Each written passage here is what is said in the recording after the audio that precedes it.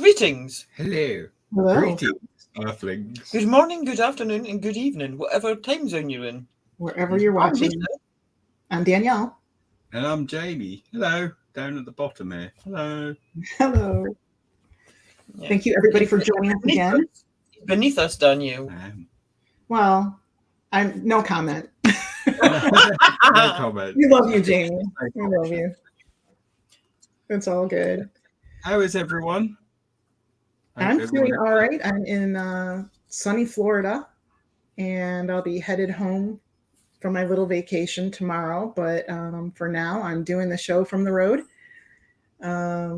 She gets about, doesn't she? That sounds so wrong. I have been getting about lately, but it's been nice. I think my travels will be over for a couple months at least, I think, after this. So where's the weather nicer, California or Florida? Well, right now it's hot. It's warming up. It's hot. It's sunny. We went out today, and when I was in California, it was just like the weather anomaly that's been going around the U.S. It was unseasonably cool there at the time and rainy. We had the first snow in like 8 years, and I was out in the desert. So that was happened to me. Ours had actually been happening around here. Like the other day, it was sunny, and it went from sunny to snow and to rain and back again. So that's the kind of crap that happens to me. If I go and buy an umbrella, we get a heat wave. Yeah. Yeah, it's crazy. We took a little break last week because we were all aliened out, and we done a true crime story, quite a horrific one. And we're back with part 4 of the UFO chronology, and we're going to begin in a minute from where we left off. Travis Walton was the last one. However, I did stuff up on episode 3 and lost a couple of slides. So before we begin from 1976 onwards, we're going to go back a little bit, and Danielle's going to tell you about Shag Harbor. Yeah, so we're gonna go back a little bit to October 4th of 1967 in Shag Harbor, Nova Scotia. It would be considered Canada's Roswell. So it was a huge case out there. And during the night of October 4th, 1967, Chris Stiles happened to be 12 years old at the time. And there's the gentleman now. He's got a full beard at 12 years old. Yeah. A good beard for a 12-year-old, but yeah. Well, he was at the time, like I said, he was 12 years old, and he witnessed this. And he remembers seeing this mysterious object in the sky, and it suddenly disappeared into the water. And he was not the only one. Yeah, Kelly, hormones aged him. But just like everybody who witnessed it at the time, I'm sure it was the talk of the town for a long time. And then as an adult, he watched a program about Roswell, and it all came back to him. And he then became like obsessed with figuring out what happened in Shag Harbor back there in 1967. So he began interviewing like many witnesses, including a man by the name of Laurie Wickens, which, Laurie is a man's name, or at least it is. We have an image of him as well. And the image of him to the left with an RCMP, the Royal Canadian Mounted Police back in the day. They were, trying to figure out what they'd seen.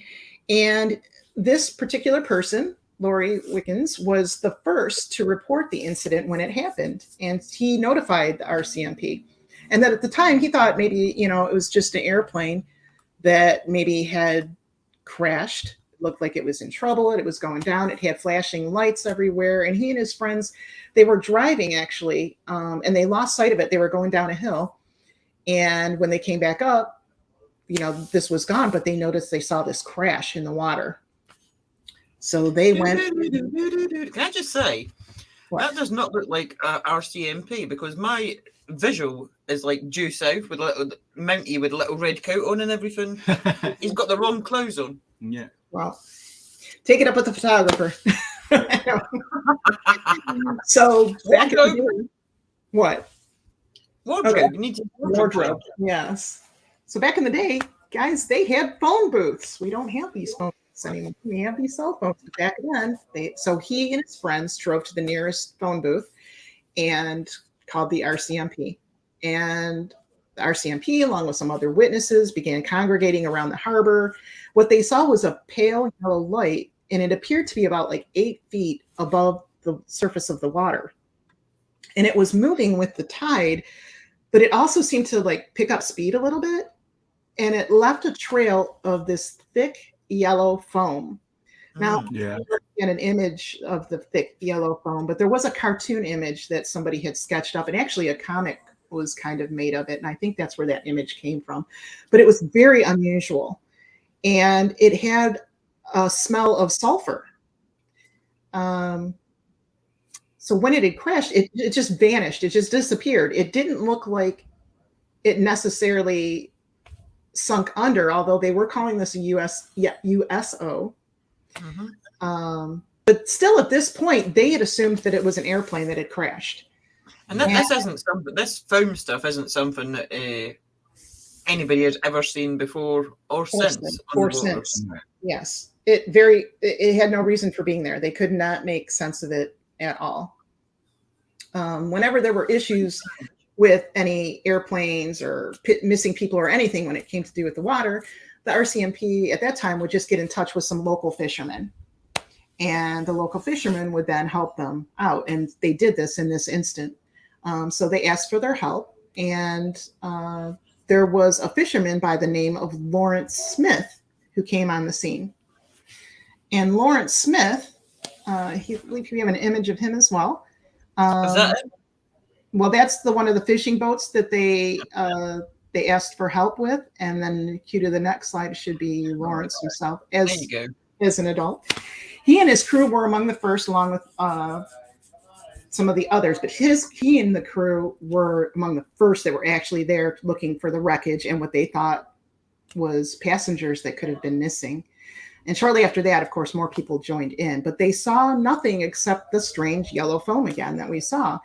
And this yellow foam extended for like a half a mile on the waters. That's very large. Yeah. And it was bioluminescent, wasn't it? Like it was. One of the things explanations was that it was something like a sea creature or something, but no, that's too large and too far. It doesn't work.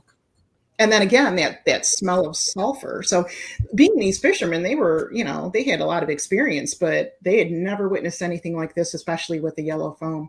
In the meantime, the authorities had determined that no aircrafts were missing. All of them were accounted for. So they, obviously were puzzled about like that. Where's it coming from? There was a newspaper reporter by the name of Ray McLeod who came onto the scene. And Did you say Rain McLeod? It's almost Ray. Oh, Ray. I thought you said Rain McLeod. Yeah. And he claimed that the RCMP were saying that various people, so not just them, had witnessed that something was going on and had gone into the water. Now, McLeod, he had a contact in the armed forces who gave him a phone number for a squadron leader in Ottawa. And this guy's last name was Bain. Now, Bain told him that he was heading a Canadian Armed Forces unit that investigated and cataloged UFOs and information on UFOs. It would be comparable to the U.S. Project Blue Book at the time, but obviously this was on the QT. Wasn't telling everybody this. The RCMP at this time were very cooperative. They were answering questions. They were doing these interviews because, again, they were still thinking this was an airplane. They had no reason to think anything else, right? No. Yeah. But as time went on, that changed. That article by Ray McLeod there as well. Yeah. They continued their search for a couple of days. And at that time, the RCMP became a little less cooperative. As I said, things changed. They were trying to get down to what really had happened. But on October 7th, so 2 days after the crash, U.S. Navy divers started searching the bottom of the harbor for wreckage. And they remained searching for almost 3 days. And there was nothing to see. There was nothing to see. Witnesses, however, did report that they did see divers come up with a package is what they called it.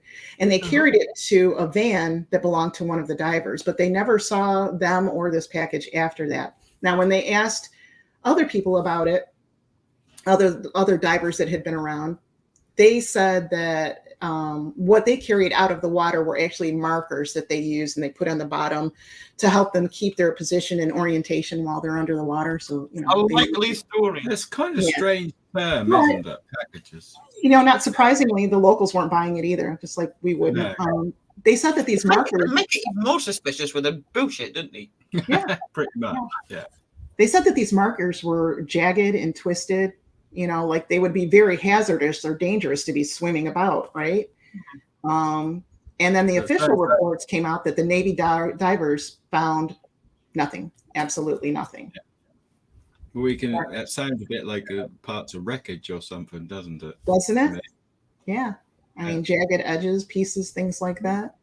However, when they thought there was absolutely no visual evidence at all, Wilfred Eisner came on the scene. Now, he was a photographer back in the day and continued to do so.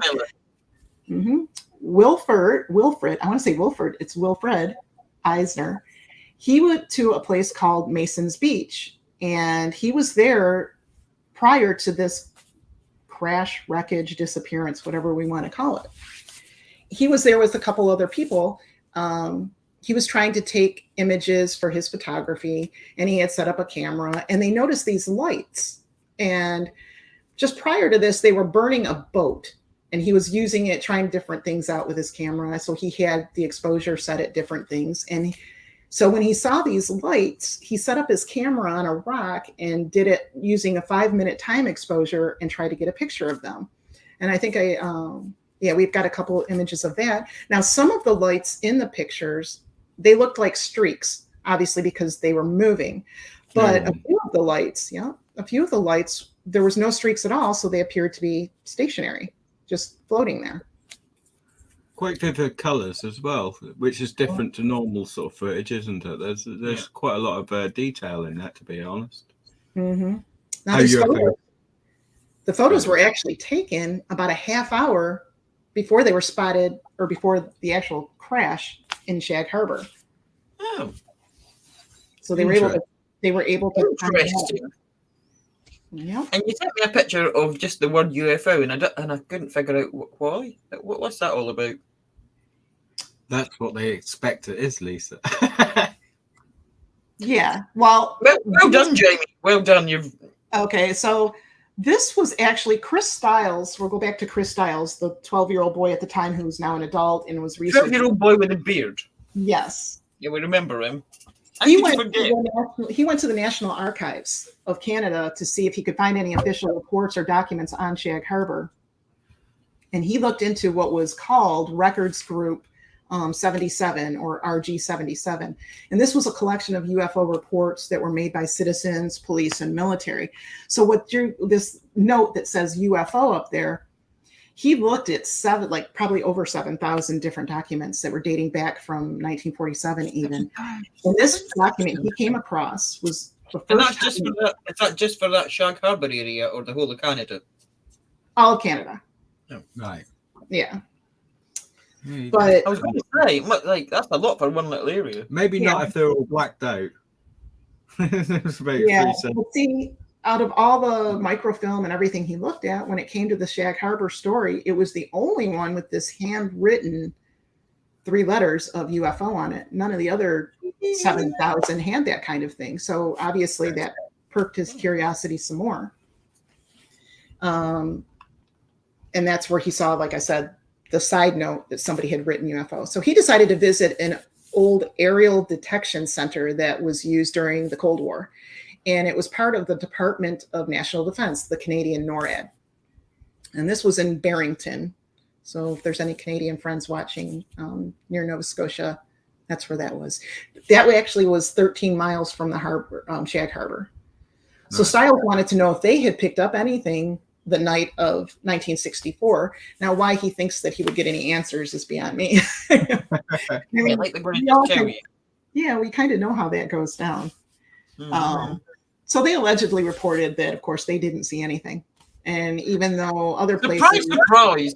yeah, I think they need their eyes tested, some of these people.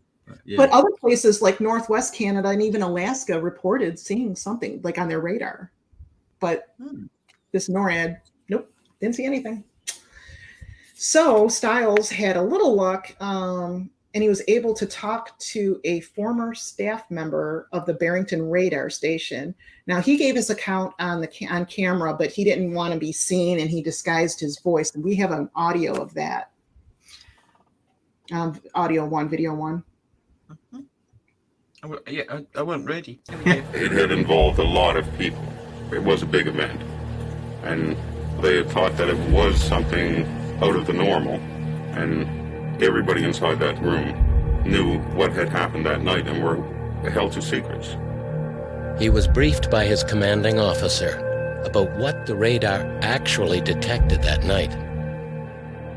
He had seemed to think that it had entered the airspace somewhere in northwestern Canada and sort of wobbled through the atmosphere until it limped into Atlantic Canada.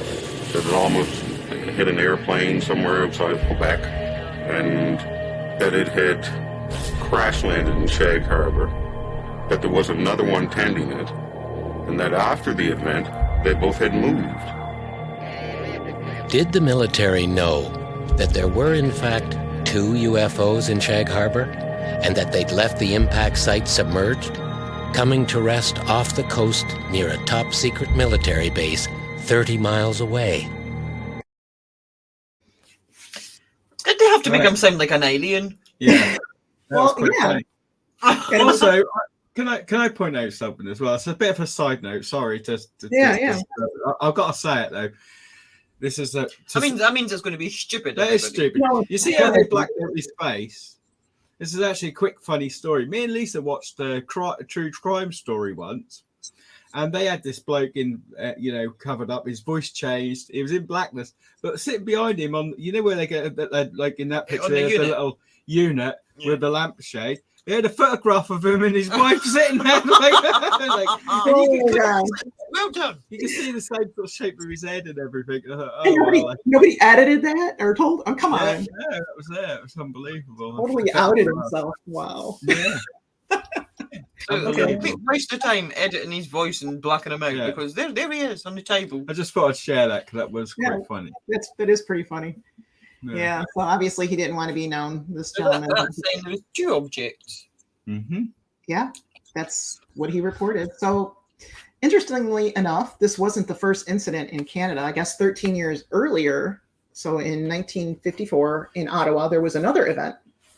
And at that time, over concern of maybe a pending attack coming from the skies, the Department of National Defense and the Department of Transport established the world's first UFO detection station in Shirley's Bay, which is in the Nova Scotia area as well. That's 10 miles west of Canada's, the nation's capital. I believe it was just Ottawa. So Chris Stiles learns of this route and that the UFO, which was unidentified submerged object, USO. So he learned of the route that took the night of Shag Harbor, and there was a little video on that as well. So I think I have a video that shows the route in which these 1 or 2 objects took that surprised everybody. And I'm ready this time. I wasn't prepared the first time, but I'm ready. What I was being told by the former military staff that were involved in the search effort was that while a search was going on in the Sound at Shag Harbor, military personnel already knew that the object was no longer there on the seabed, that it had moved away under the water, rounded Cape Sable Island, had gone up the coast and come to rest on the seabed off the coast of Government Point, which was the location of CFS Shelburne, Canada's most secret military base. A secret military base. What are you laughing at? I spotted something. That's me again. You're nasty. You spotted McNuts Island. McNuts Island. And just the way you said it, you went, McNuts Island. That's amazing. Yeah, that is amazing. But anyway, so you laugh when the video's nearly finished and everybody saw me, right? Yeah. So, I mean, you're talking about a military base, right? So why, people beg the question, like, why is it going to this military base? Well, some people say if you're not of this world, you're going to want to know where they're trying to detect you from. Or maybe you're going to want to go and you're going to want to find their technology and either shut that down. Do we know, is there nuclear stuff there? Because they seem to It's usually be what quite they're a lot attracted of to. incidences where they're around places where there's nuclear things going Yeah, on. that's a good question. Expialidocious, yeah. Yeah. We've got Shag Harbour and McNuts Island. That's why it was funny. Let's all go down the toilet from here. Hello, everybody. I'm 12 years old. that was me. That was me. I admit it. That's all right. So that base, actually, it was shut down following the Cold War. But the cover story for the base was that it was an oceanographical study base for wave action. So wave depth, wave action, things like that. That was their cover story. So anything to aid the Navy in both countries in better understanding the ocean. That's what they claimed that this base was used for. So that was the motion of the ocean. Of course it was. Here we go. The motion of the ocean. Yeah. But in the 80s, it came out that it was a secret submarine detection base for the North Atlantic Ocean. Right. And was it submarine or was it UFO? That's a good question. Yeah, and we've got another picture of the Royal Canadian Mounted Police. What's that? Well, it was part of it. So the submarine detection base, it was part of an operation of a system of underwater networks. And they used microphones deployed throughout the North Atlantic. And it was supposed to be, the signals were channeled ashore to the CFS Shelburne, which was AKA a government point is what they called it, where they were monitored 24 hours a day. So why there was no, I don't know. There was also a grid of underwater detection vessels where they could detect the vessels and everything. What So were they again, looking for? well, what were they looking for? They, I mean, they're not going to come out and tell everybody, but I think we can all aliens pretty much surmise what it is and all these unidentified objects. But in 1993, there was a top secret X file. The Royal Canadian Mounted Police accidentally discovered in Nova Scotia in a university archive. And I think I have the document of it. Yeah. No, right. Yeah. So in this document, it made mention of a second search effort off Shelburne. And it mentions, there is a mention of a fisherman who made an official report to the RCMP. And in it, it said, perhaps it is like the thing that they are looking for down off Barrington Passage or off Shelburne. And what were they looking for, everybody?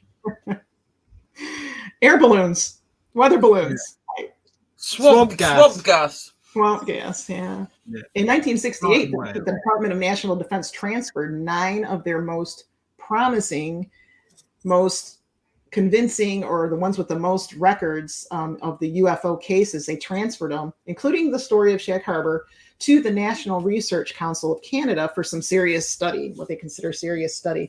Now, after 15 years, the Shag Harbour UFO incident has yet to be officially investigated by our government.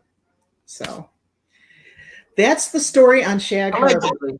Allegedly. So that's the one that I lost all the slides for 2 weeks ago. I'm actually relieved. That was pretty good. It was very interesting. Well done, Danielle Alves. Have a star. Have a gold star. Thank you. Top of the class. It's really interesting because, like I said, it's their version of our Roswell. Now, obviously, we have a lot of. Always you got Russia's Roswell, you got the United Kingdom. Why did they always say it's like the Roswell? Because they obviously people who's interested in this and things like that, they want to mark their sort of area with something. But why just Well, I think because there was so much cover up with Roswell, right? Yeah, there's so much cover up. Yeah, reported initially and things like that, so a lot of people got to find out, so it weren't nipped in the bud initially and things like that.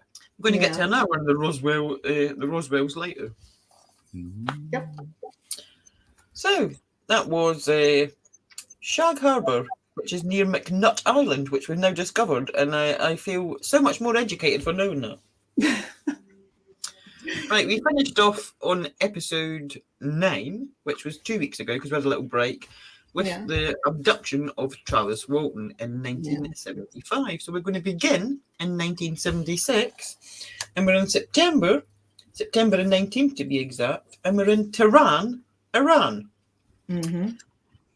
So on September the 19th, 1976, at approximately 11:30 p.m., the Imperial Iranian Air Force command post at Tehran began receiving panicked calls from concerned citizens in the Shemiran city district. They claimed to be witnessing unusual bright lights, everybody. You've been near me too long. I'm going a bit Norfolky. Bright lights moving about in the sky. The Iranian Air Force first assumed this to be conventional aircraft or helicopters, but soon found that there was nothing scheduled to be in the sky at that time. So, lost my place, so I'm just going to pretend that I've not lost my place, and I quickly found it. Where am I? Oh, second you're in paragraph. that could be creating the phenomena. Yeah. And so, Assistant Deputy Commander of Operations, General Yousefi, personally contacted the control tower at Mehrabad International Airport and then looked out over the landscape to see with his own eyes a very bright object, like a star, travelling across the sky, only far too large and bright to be a regular aircraft or a star. In the meantime, more calls were coming in from terrified citizens, like, what's that? I mean, this is something that they have never seen before. And the commander felt it would be prudent to investigate the disturbance further. To this effect, he authorised an F-4 Phantom II jet to be scrambled. Oh, there's a word. There's a word. To be scrambled at Cherokee Air Force Base. And that's what it's called from now on, because that's what I've just read. In Hamadan, and sent to take a look and possibly intercept. As the jet approached, it began to experience various technical malfunction and glitches, which is something we hear very often, with the instrument panel failing to work properly and the communications ripped through with heavy static, which all got bad enough that the pilot was forced to abort and head back towards the base. Oddly, the plane supposedly began to function normally as soon as he left the area, suggesting that perhaps the unearthly object had been responsible. Undeterred, the Iranian Air Force sent up another F-4, which was able to get a radar signature for the mystery object, which they estimated was similar to that of a passenger jet in size, although the blinding nature of the light, it admitted, prevented an accurate judgment of the overall size.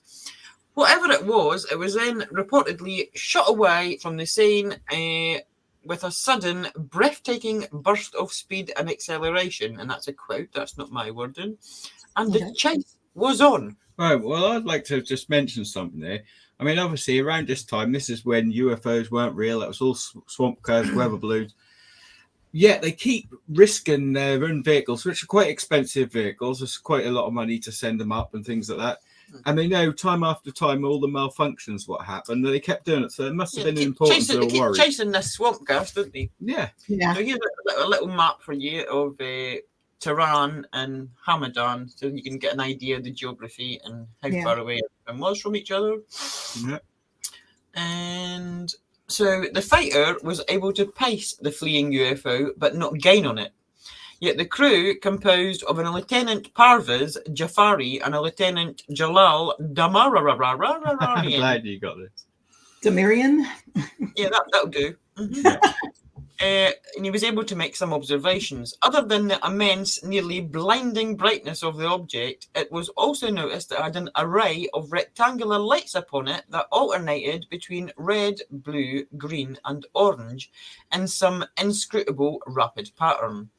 As they stared in awe and tried to catch up to it, the mysterious unidentified aircraft reportedly at several points ejected into the air a total of 4 smaller objects.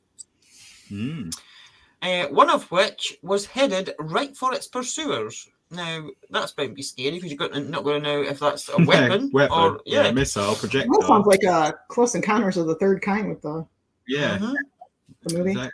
So the aggressive smaller object showed no signs of slowing down, approaching at very high speed. And thinking this was perhaps a missile, the fighter took emergency evasive maneuvers. According to the crew, they took a deep dive and the smaller object followed their movement to chase them some distance before turning around to join its larger brethren. The large UFO then shot off at a mind-boggling speed. And the jet's engines and instruments went back to normal. On their way back to the base, they apparently would see another smaller object which apparently descended to the desert below. The pilot, Jafari, would later say of these objects at a press conference, and I quote, "4 other objects with different shapes separated from the main one at different times during this close encounter. Whenever they were close to me, my weapons were jammed and my radio communications were garbled. One of the objects headed toward me. I thought it was a missile. I tried to launch a heat-seeking missile to it, but my missile panel went out. Another followed me when I was descending on the way back. One of the separated objects landed in an open area radiating a high bright light, in which the sands on the ground were visible. We could hear emergency squash all the way, which was reported by the other airliners flying at the time, and continued for another couple of days." A lot going on then. There's a lot going on. So it would indeed later turn out that a passenger airline had also had their equipment disrupted during this encounter, and additionally the large object, the large object, which isn't a word, but whatever, object, had also apparently been visually observed by air traffic control on the ground. Rather eerily, air traffic control claimed that as the F-4 made its approach to land, they observed another object or craft, this one cylindrical and with a light on each end and a flashing light in its centre, and appeared to follow the fighter back towards base. They're all different shapes and sizes. All these different people seeing these things in the sky. It's weird. Yeah. So the second object would apparently pass dangerously close over the fighter and do a flyby over the base, causing the control tower to lose all power as it did, only for everything to return to normal when it was gone. It would then reportedly be seen again sometime later by a pilot over the Mediterranean, as well as by the crew and passengers of a passenger airliner over Lisbon, Portugal, and also over Morocco. Mm-hmm. The following is a quote from the Iranian air traffic control officer. When they heard our report and the report of the pilots, they concluded that no country is capable of such technology, and all of them believed it was a strange object from outer space. There you go. Oh, I wondered what was going on in that area at that particular time, whether there was any conflict. I mean, there's conflicts. There's been conflict quite.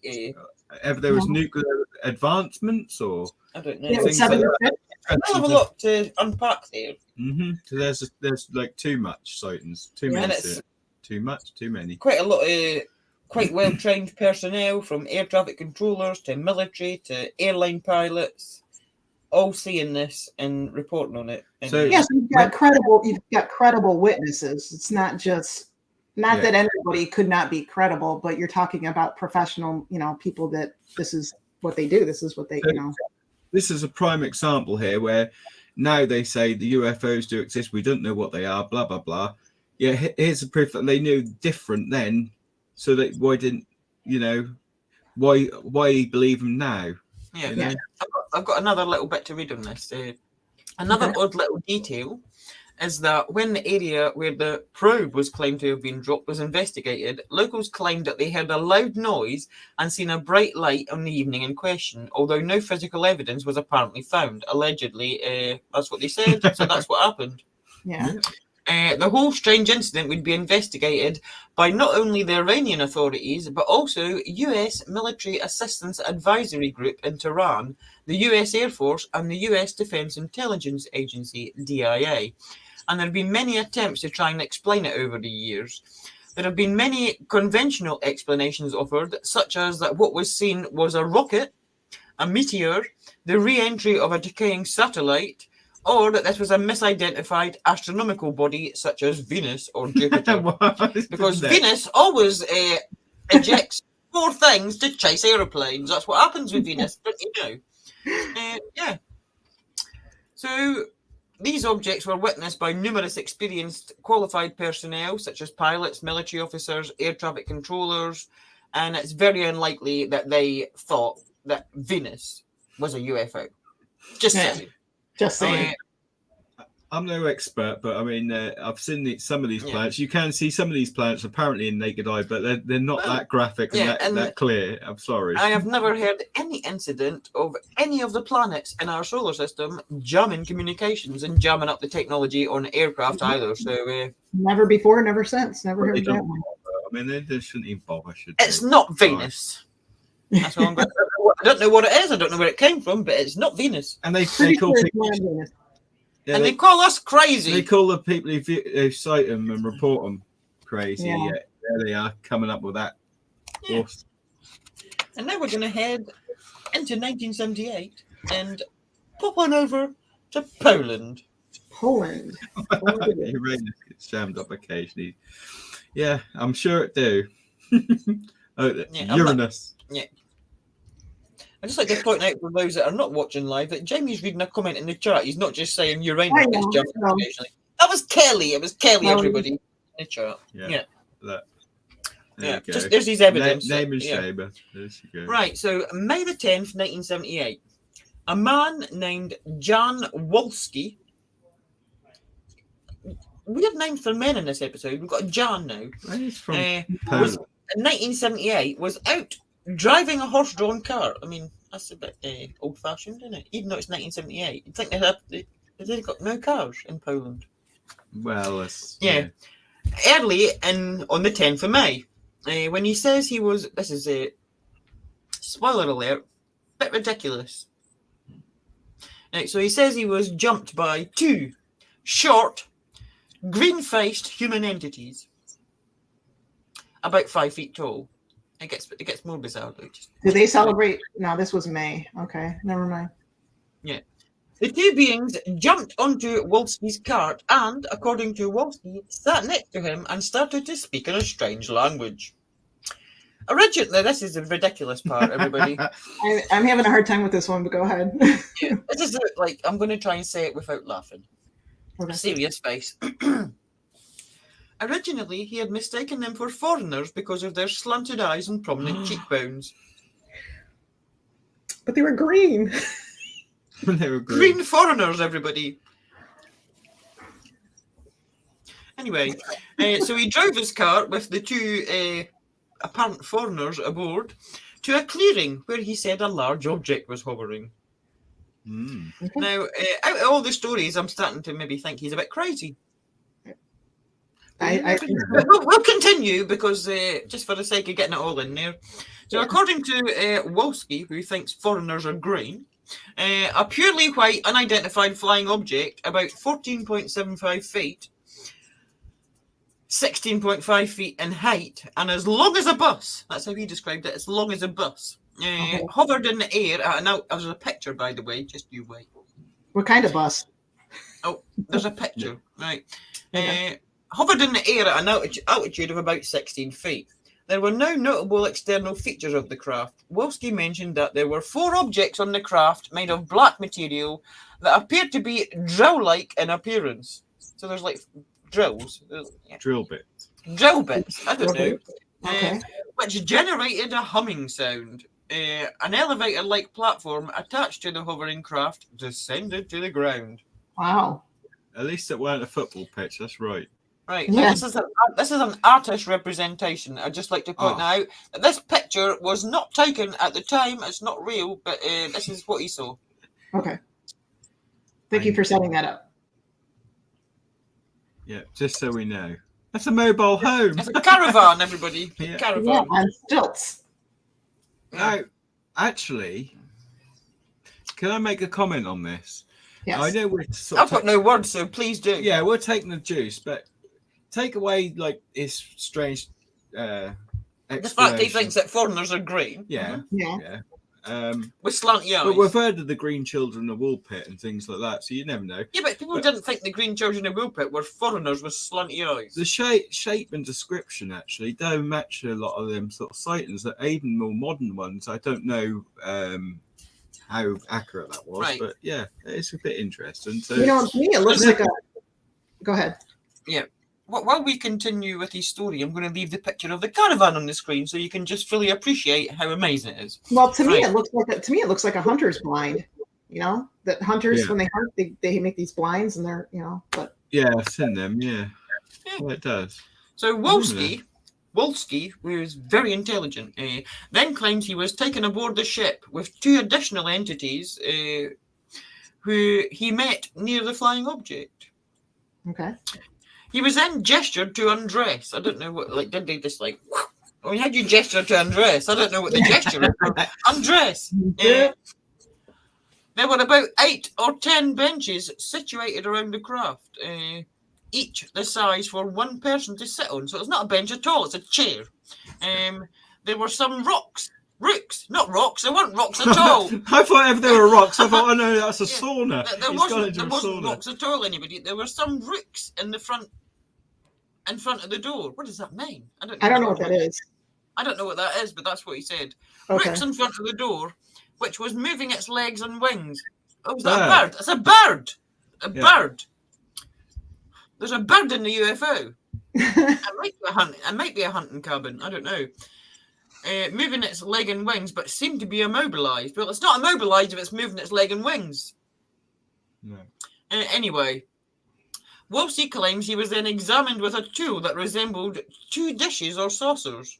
He was examined with a plate, everybody. After this, he was ordered to redress. I don't know if they made motioning to tell him to redress, because I don't even know what the undress motion was. Well, the good news is, Lisa, you can't be probed with a plate. Well, you never know, Danielle.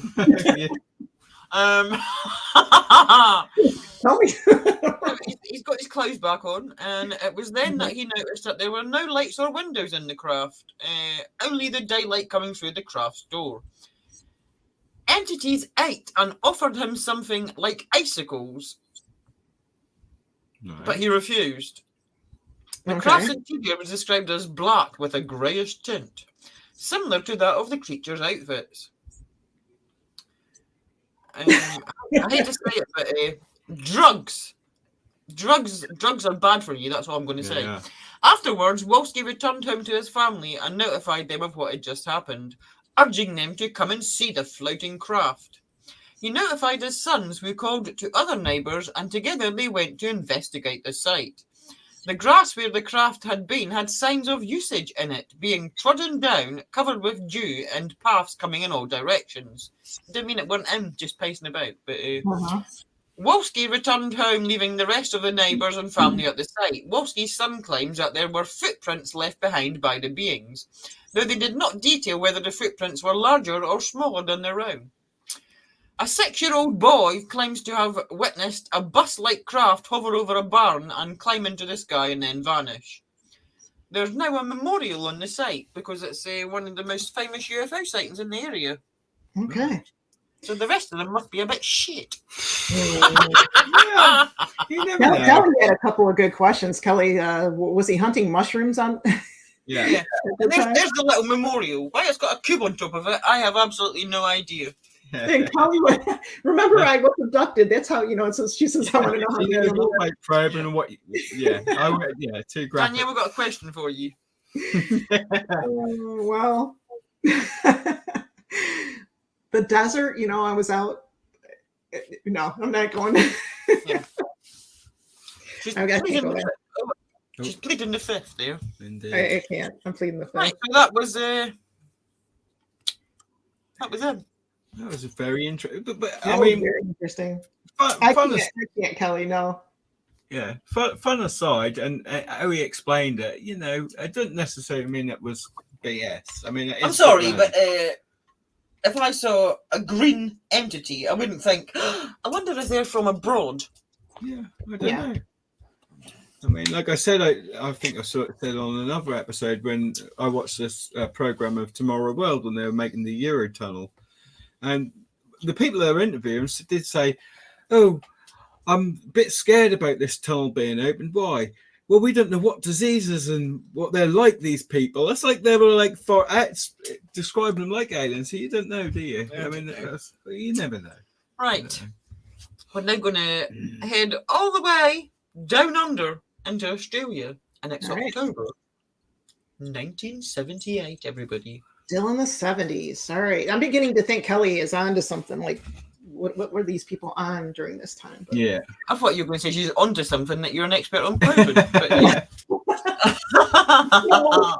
I was not going to say that. Yeah. So, while Danielle tries to backpedal that, we're going to, on the evening of Saturday, the 21st of October, 1978, 20-year-old pilot Frederick Valentic informed Melbourne Air Traffic Control that he was being accompanied by an aircraft at about 1,000 feet above him, that's 300 meters, moving at a high speed. Valentic then reported that the aircraft was approaching him from the east and said that the other pilot might be purposely toying with him. Valentic said the aircraft was orbiting above him and that had a shiny metal surface and a green light on it. Valentic further reported that he was experiencing engine problems. Asked to identify the aircraft, Valentic radioed, "It's not an aircraft." His transmission was then interrupted by unidentified noise described as metallic scraping sounds before all contact was lost. Wow. A massive search and rescue operation was then carried out, but nothing was found. No sign of him, no sign of the plane, nothing. His disappearance was listed as presumed fatal, and to this day, no debris, nothing has been found. No. So it's a bit like when people fly through the Bermuda Yeah. Triangle sort of thing. They hear static noise, scraping metal. I've heard that. So It disappears, you never know. whether If it's related. this object, this unidentified object, made him crash or abducted him, that's the two theories coming from the conspiracy side. Yeah. There were belated reports of a UFO sighting in Australia on the night of the disappearance. However, the Associated Press reported that the Department of Transport was sceptical a UFO was behind his disappearance, and that some of their officials had speculated that Valentic became disorientated and saw his own lights reflected in the water, or the lights from a nearby island, whilst he was flying upside down. Yeah, perhaps what my dad said is, are we sure it was a green light or not a face? Perhaps it was a face hanging out of the craft. Yeah. You never know. Could have been a foreigner hanging out the Could be a foreigner. Yeah, That's and, so wrong. That's so wrong. Yeah. Yeah. So he was never. That's quite tragic, that one. But there he is. And Oh, we do have an image of him. Okay. that's his flight path, and Never seen or heard from again. found absolutely nothing. That's only a little short. And nothing washed up on shore either. So That's a short path as well. So you would have thought if he did fall, and Yeah. crash or whatever, it's, like they're not a claiming. big search area. Really. No, Yeah, not we really. traced it. Yeah. Interesting. So no idea what happened to him. Whether he was taken somewhere or. It's very bizarre. So Yeah. now on to December 1978, and we're off to Italy because we get all around the place. A bit like Okay. Danielle. How we word that. And you notice that as this show progresses, she's slowly matching her top. Colour. Yeah, Danielle's trying to color coordinate with her top. That's all right. She can pretend she's been to the beach and cut her tan. Hey, I was going to say, I've had a lot of sun. Yeah. Right, so. Yeah, I'll put on a yellow top. Are you gonna like make your face yellow as well? I don't know. Are you gonna be a banana? Danielle had a hat on, everybody. Danielle had a hat on backstage, but she refused to wear it on the show because I was going to ask what it said. Okay, so it was really windy. We went to check out the damage. Do we think she should put her hat on, everybody? We went to check out the damage that Hurricane Ian did last fall in the city of Fort Myers around Florida. And it was really windy. And so I bought a hat at this place we went to. In a And- sleeper hat. Any old hat. It was the name of the store, but I picked the best hat with the least derogatory. Just a hint. All right. This is just our little side quest, everybody. Yeah, side quest. What does that say, Danielle? They can read it. No, you tell. I can't say, Danielle. Tell me what it says. It says big dicks. And what does it say underneath? It says salty semen. Wow. And did you wear that in public, Danielle? This was the name of the store. Did you wear that in public? Yeah, that's your story, and you're sticking to it, love. Only briefly, and I haven't put it on since until today. So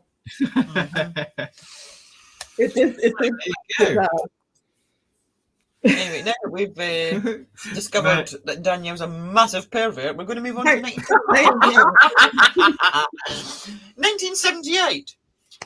Right, this is about a night watchman, and I'm not sure what his first name is because I've not wrote it down. But he's Italian, and his surname is Zanfretta, so we're going to call him Zanfretta. So according to Zanfretta, on December the 6th, 1978, at approximately 23:30, that's 11:30 p.m., if you didn't know how to sort your clocks out. Military time? Yeah. He was examining the villa Casa Nostra. And, Danielle, what does that mean? I have no idea. I don't. Home of the family of the mafia. La Costa Nostra is like the mafia kind of thing. It is, isn't it? No. Yeah. So it's Mafia House. He was investigating the Villa Mafia House. I thought that was something to do with the Mafia. And upon entering in the backyard, he saw a red oval object with a diameter of over 10 meters. That's 33 feet. At this point, he called his supervisor, who recalled him screaming. On turning around, Zanfretta reported running into beings who were 3 meters, that's 9 foot 8 inches tall. I'd be screaming and all. Because, listen to this. They had mottled skin as though they were fat or wearing a rumpled suit. Mottled skin? I've never heard of that. Mottled skin as if they were fat. So they were fat, 9 foot 8 tall beings. Small. Right? Maybe. But wait. It gets better. The creatures had yellow triangular eyes and clawed feet. Triangular eyes. Wow, that sounds really trippy. Yeah. Yeah. And clawed feet. Clawed feet, everybody. So when the supervisor asked if he was being attacked by men, Zanfretta was said to have responded, "No, non sono umani." I can't speak Italian. Basically, no, they are not men. He said, "No, they are not men," but in Italian. And I'm not even going to try it. No, non sono umani, non sono umani. That means, no, they're not men. They're not men. Or it should mean that if I'd read it properly, but I didn't. Okay, all right. At which point, communication was lost. Zanfretta was later found unconscious and in a state of shock by his colleagues. Later, under hypnosis, he would claim that the beings had abducted him and taken him to a break room in their craft. He also added to the description of the aliens by saying, "They are green, with triangular yellow eyes, with big thorns." Is it thorns or horns? Thorns, that's what it says. Yeah. I thought it says thorns, so I'm going to go with thorns. They have green flesh and their skin is full of wrinkles as if they were old. Their mouths look like they were made of iron. Wow. Okay, that's the first description I ever heard like that. They have red veins on their heads, pointed ears, and arms with fingernails with round things. They come from the third galaxy. I don't know what that means. I have no idea what that means, but what a trippy description. Yeah. I think No wonder he was even if it was like he was hallucinating, no wonder he was unconscious, because I would have. I'll tell you what, though, if it is real, that does sound quite scary. You know, I have no idea. Yeah, I think he was drinking some good homemade Italian wine. Yeah, something like that. Yeah. Yeah. So even though it sounds absolutely out of this world, that's what it sounds. It sounds out of this world. Yeah, strangely enough. Bizarrely, yeah. An investigation was then launched by the Italian police, who were able to find, wait for this, 52 witnesses who also claimed to have seen the UFO. Really? That's actually a pretty good turn. So, just when you thought, well, wait a minute, 52 other people saw it. Mm-hmm. Okay. But they didn't go through that experience. They just saw... Just saw the UFO itself. According to one, the craft was visible at 1930 on December 6th and hovered at a height of approximately 4,900 feet, where Zanfretta claims that the craft had touched down. investigators noted that there was a horseshoe impression approximately 2 meters in diameter. That's 6.6 feet. Wow. So they found an impression on the ground as well. Okay. There you go. I mean, That's that's a good prize. stacking up. That's actually good. It's stacking up, but his description. Yeah. Yeah. If it was just his description, I would think. But who knows? Yeah. Who knows? Yeah, and There is a lot. Expialidocious is right. You know, who knows how many different species that they claim to have out there. I mean, look at they got the grays. Triangular eyes, though. Yeah, but Yeah. but then you look at some of these microbial life here on Earth. Look at the Oh, state they're a of bit them. scary when they Exactly. get them all magnified up. Magnifying, exactly. All these bright colours, wrinkles, and all the rest of it. Who knows what? Well, it are we is? still in the 70s? There's a trippy 70s here. Yeah, there is. But do go with the with the time. Yeah, I well, suppose, we're getting there. 60s, 70s. We're still in the 70s, and then we're going to go to Spain. Okay. So this incident features a passenger flight that was forced to perform an emergency landing. Halfway through the flight at about 11 p.m., this is on the 11th of November, 1978, by the way, Okay. pilot Francisco Javier Lerdo de Tejada. Not bad. Not Sounds bad. nice, Yeah. It sounded right, didn't it? Go for it. And his crew noticed a set of red lights that were fast approaching the aircraft. These lights appeared to be on a collision course with the aircraft, alarming the crew, obviously. Yeah. The captain requested information about the inexplicable lights, but neither the military radar of Torrejón de Ardoz in Madrid nor the Flight Control Center in Barcelona could provide any explanation for this phenomenon. Okay. In order to avoid a possible collision, the captain changed altitude. However, the lights mirrored the new course and stayed about half a kilometre away from the plane. Since the object was violating all elementary safety rules and an evasive manoeuvre was deemed impossible by the crew, the captain decided on going off course and made an emergency landing in Manises Airport. This was the first time in history in which a commercial flight was forced to make an emergency landing because of a UFO. The flight crew reported the lights abandoning the pursuit just before the landing took place. However, 3 new UFO signals were detected by radar, so it was on radar, each one with an estimated diameter of 200 meters. The objects were seen by several witnesses. One of the UFOs passed very close to the airport runway, and emergency lights were lit by the land crew in case the object happened to be an unregistered flight experiencing difficulties, but it wasn't. So, yeah. Wow. There's a lot there as well. A lot there. Yeah. Given the When lot. was the Italian one? So this was November in 78. Mhm. What month was the Italian one? Was that May? That was December, back to front. Oh, okay. Interesting. Back to front. They're close together, though, aren't they? So, Okay. yeah. I just wanted, it's okay if it was back to front. I'm just curious how close. Close they are. Yeah. So, Yeah. because they lit the landing gear on the ground in case it was an aircraft in distress, they tried to make numerous communication attempts, and there was a lack of answer. So a Mirage F1 took off from the nearby airbase of Los Llanos in Albacete. Is that how you say that? Albacete? I don't know. To identify the phenomenon.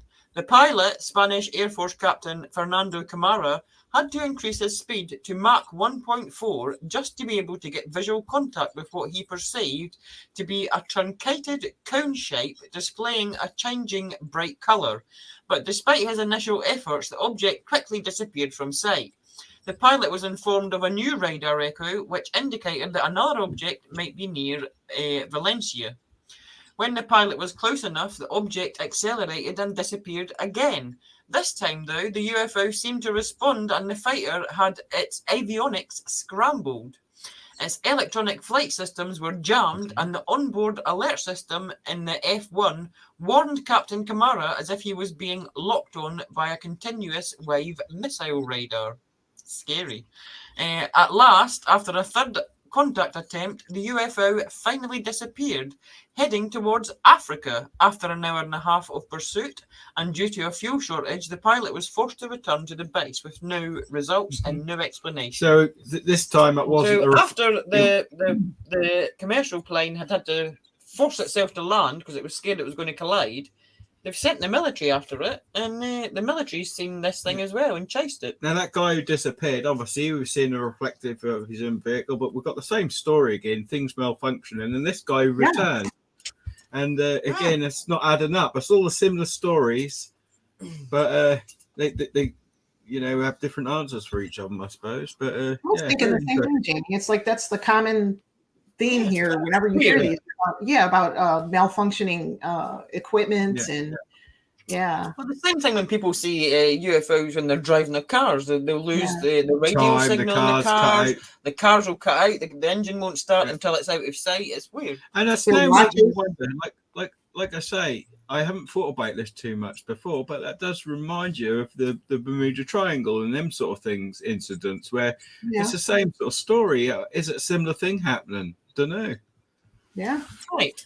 We're now in the 80s, everybody. Yay. You guys still with us? We're in a new decade now. We're in 1980, and 1980 was an amazing year because amazing people were born in 1980, but I'm not going to tell you who. You just guess. All right. I wonder. Yeah. Yeah. So April 1980, which was an amazing month as well. Early in the morning of April the 11th, which was 2 days after I was born, everybody. Yeah. Give it away. They were coming to check up on me. This is in Peru. La Jolla or La Jolla, I don't know. How would you say that, Danielle? I'd say La Jolla. La Jolla Air Force Base ordered fighter pilot Oscar Santa Maria Huertas to intercept an object in restricted airspace. Huertas pursued the object in a Sukhoi Su-22 and fired a barrage of 30mm shells into it, because that's what you do when you see something. You just start firing at it, apparently. And you wonder why they turn off all their devices. You wonder why they turn off your stuff. Yeah. He described it as similar in shape to an iridescent light bulb with a much wider circular silver base, and said that it lacked all the typical components of an aircraft. It had no wings, no propulsion jets, no exhaust, no windows, antenna, etc., yada yada. Had nothing. Weird. Just a quick one, that one. Now to Boxing Day of 1980. Oh, this is quite, Boxing Day? Boxing Day. See, call it Boxing Day. Do you call it Boxing Day in America? No, I don't think they do. I don't boxing. So we have the sport of boxing, and I've never heard any other holiday. The day after Christmas. Oh no, that's when everybody that's. Yeah. What do you call it? What do you call it? The 26th of December. Have you got a name for it? Time for hibernation. That's what I call it. We call it Boxing Day. That originally, not because we're punching people. I think it's because you're like boxing everything up. No, I think I heard about this. I think what it is what they used to do is they used to have celebrations on the day before, and then they used to box up some items, leftover food, unwanted toys, and then take it to the homeless. And that's what happened. Yeah. So that was Boxing Day. Okay. That became the day where you boxed up your old crap and gave it to the poor. Because you got new stuff. You took all your old. You thought you were just taking all your old crap to the poor. Yeah. So. Boxing Day in the UK, although it's got to do with American personnel. We're in the UK, so I'm going to call it Boxing Day. So, beginning on Boxing Day, United Air Force personnel reported various unusual observations at RAF Woodbridge and RAF Bentwaters in Suffolk. Yeah. Two American air bases that are located in Suffolk, England. The reports included lights in the sky, a metallic triangular object in the forest, multicoloured lights moving through the forest, and levels of radiation that were experienced in the area. And we have here, that's from the News of the World, UFO lands in Suffolk. 25p. 25p for a newspaper, UFO lands in Suffolk, and that's official. That is on the left. On the right, this is very interesting. This is called the Holt memo. Holt was the commander on the base, and he sent this memo. Holt, and on the 13th of January, 1981, so just over 2 weeks later, he sent this memo. So early on the morning of the 27th of December, at approximately 3 a.m., I think that says. I don't know. 3, it's got an L at the end. I don't know what. Anyway. The US Air Force Security Police patrolman saw unusual lights outside the backside at RAF Woodbridge. Thinking an aircraft might have crashed or been forced down, they called for permission to go outside the gate because obviously they're on an American base. They're going to be entering into British area, so they got to get permission to go and investigate. The on-duty flight chief responded and allowed 3 patrolmen to proceed on foot. The individuals reported seeing a strange glowing object in the forest. The object was described as being metallic in appearance and triangular in shape, approximately 2 to 3 meters across the base and approximately 2 meters high. It illuminated the entire forest with white light. The object itself had a pulsing red light on top and a bank of blue lights underneath. Remember the red light, because that's actually important. Remember all this, because we find out what light. they're saying it was later. The object was hovering or on legs, so they weren't sure if it was either or. As the patrolman approached the object, it manoeuvred through the trees and disappeared. At this time, the animals on a nearby farm went into a frenzy. The object was briefly sighted approximately 1 hour later near the back gate. 2, the next day, this is on the 27th, 3 depressions, 1.5 inches deep and 7 inches in diameter, were found where the object had been sighted on the ground. The following night, the 29th of December, the area was checked for radiation. Beta gamma readings of 0.1 milli something, what does that say?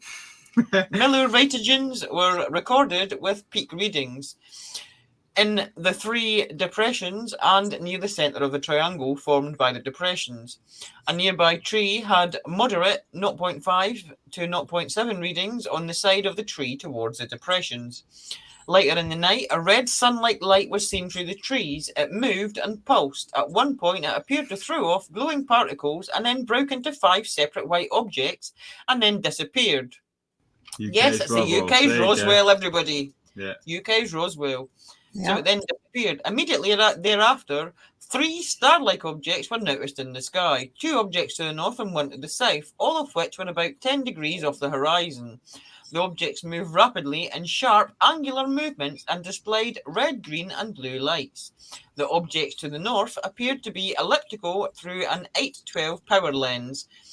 They then turned in full circles. The objects to the north remained in the sky for an hour or more. The object in the south was visible for 2 or 3 hours and beamed down a stream of light from time to time. Numerous individuals, including the undersigned, witnessed the activities in paragraphs 2 and 3, and that's signed by Lieutenant Commander Charles Holt of the US Air Force, and that was And the official explanation, everybody. Was that the Renderson Forest? Renderson Forest, yeah. So the official explanation is that they were looking at a lighthouse. A lighthouse. Which there is a lighthouse. There is a lighthouse. Okay. But yeah. So that's their story and they're sticking to it. 3 very experienced Air Force officers, plus others. There's other personnel. There was other personnel saw it as well. Mistook a lighthouse for an object that they saw the shape of, and they mistook a white light for red, blue, green, red lights. And there's more. We got more cover up, right? So, US Air Force officer Jim Pennison, who was with Burroughs during the incident, described seeing a craft covered in hieroglyphic-like characters. He said the following: I estimated it to be about 3 meters tall and about 3 meters wide at the base. No landing gear was apparent, but it seemed like she was on fixed legs. I don't know why he's giving it a gender, but he's calling it a she. I moved a little closer. I walked around the craft, and finally I walked right up to the craft. I noticed the fabric of the shell was more like a smooth, opaque black glass. Now, this is where it gets weird. It's not weird already. Okay. And an even more bizarre twist, Peniston claims that he was given a telepathic download and that in his military notebook he wrote down pages and pages of 1s and 0s, which at the time he didn't know what it was, but he later discovered it was binary code. When this binary code was translated, it read, exploration of humanity with then coordinates, which are 59 degrees, 09, 42, 532 north, and 13 degrees, 13, 12, 69 west. And then it says continues for planetary advance. So we've got exploration of humanity, 2 coordinates, and continues for planetary advance. When you put these coordinates into Google Maps, I'll just quickly show you this picture first. Yeah, that's him with his ones there, right? That's him with his little notebook. That's Jim Penniston. Yeah. When you put these coordinates into Google Maps, you get a location just off the coast of Ireland. Now, there's nothing there. However, there's nothing there now. On multiple historical maps, there is what is believed to be a mythological island, because this island no longer exists. So they call it a mythological island called High Brazil. High Brazil was added to maps as early as 1325, when a Genoese cartographer called Dall'Orto placed the island west of Ireland. On successive sailing charts, it appears southwest of Galway Bay. And that is where the coordinates are shown in his notebook, an island that no longer exists. So it's mythological, but there's no... Well, they call it mythological because it's not there now. However, it's on maps. From years ago.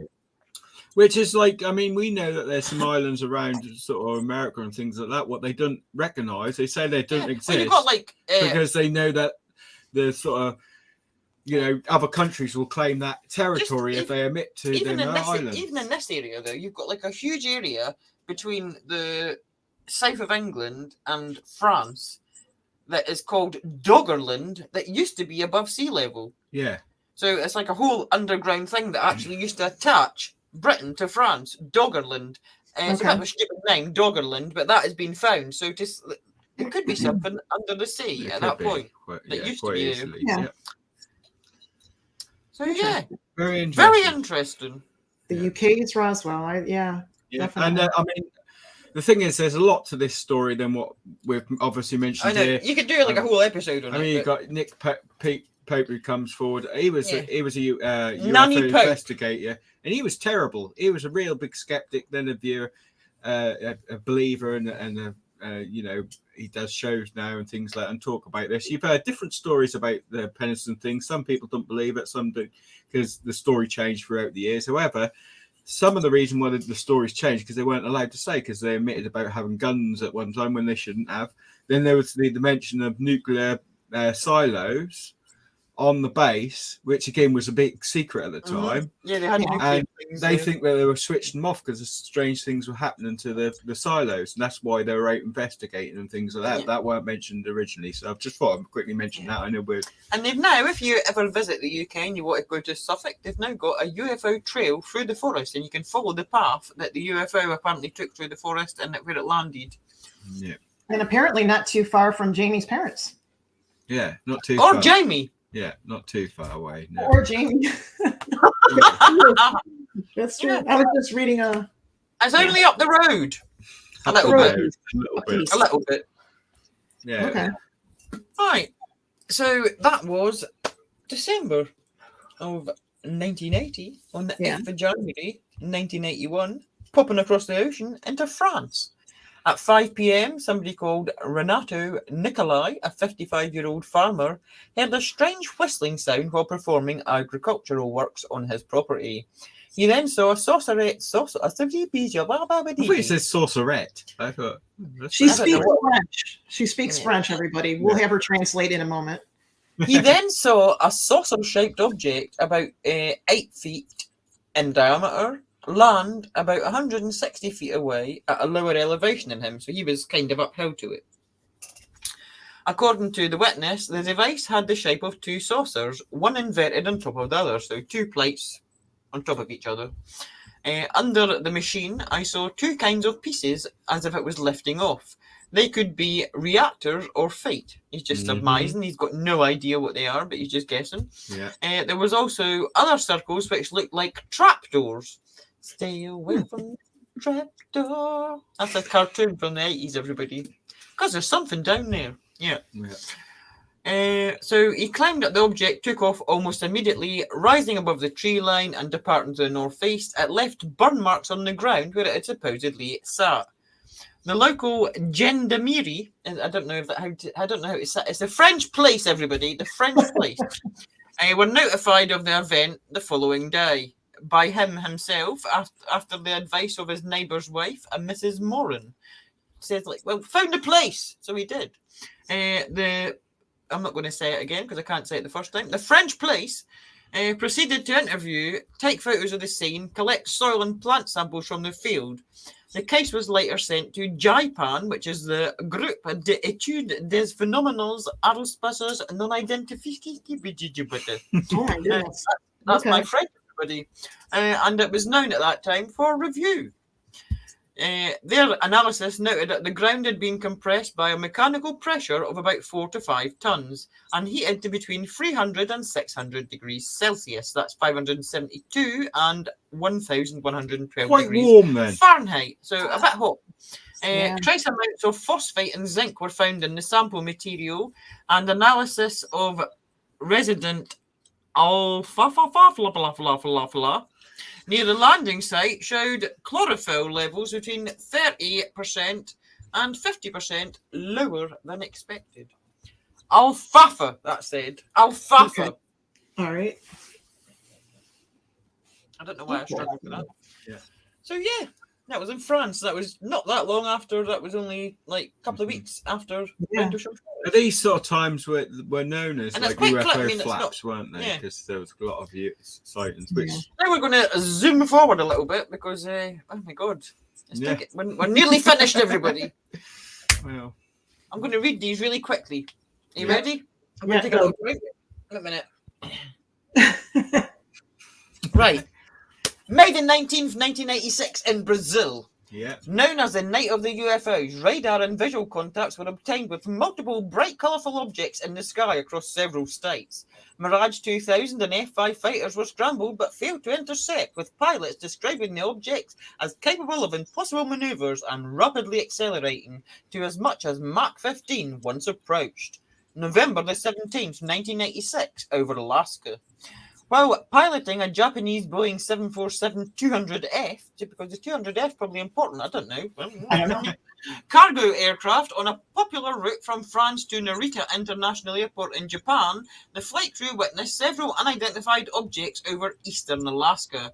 Captain Kenju Teruchi and co-pilot Takanori Tamiji and flight engineer Yoshiko Tsuki reported rectangular arrays of what Captain Teruchi described as glowing nozzles or thrusters.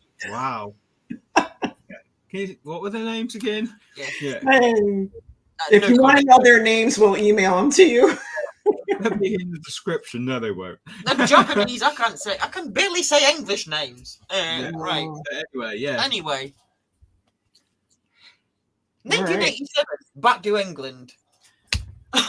England's quite popular for Shall the I aliens. read this one fast as well? Yeah. Or is that ridiculous? A little Well, bit clever. Just a little smidgen. Yeah, go. Just briefly go through. Yeah. Right, retired police officer Philip Spencer was walking up a small hill on Ilkley Moor, Yorkshire, when he noticed an odd-looking figure just up the trail ahead of him. What did the figure look like?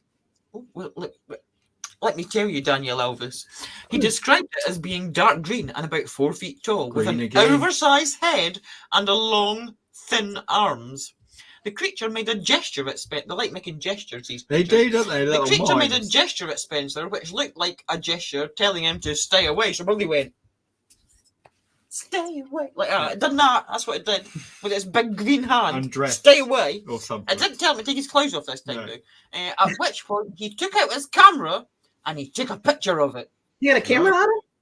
He Okay. had a Wow. camera on him. The creature then ran away, and Spencer followed it because he's a twat. Sorry, no, because he's nosy. I would have probably done the same. Curious. Okay. He lost the creature in the fog, but then saw a craft rise from the moor and disappear into the sky. Mm. He described the craft as being of a whitish colour and consisted of 2 saucer-shaped parts that were attached. Again, the same Similar in description. yeah, exactly the same description. Non-probing With saucer. one being on top of the other. There was also a loud hum that probably, I would imagine, went, Like that. Something like that. Something like that. Due to his shock and disbelief, though, he did not take a photo of the craft, but he did take a photo of the creature. Rather than continue with his planned route, Spencer headed to another town that was about half an hour away.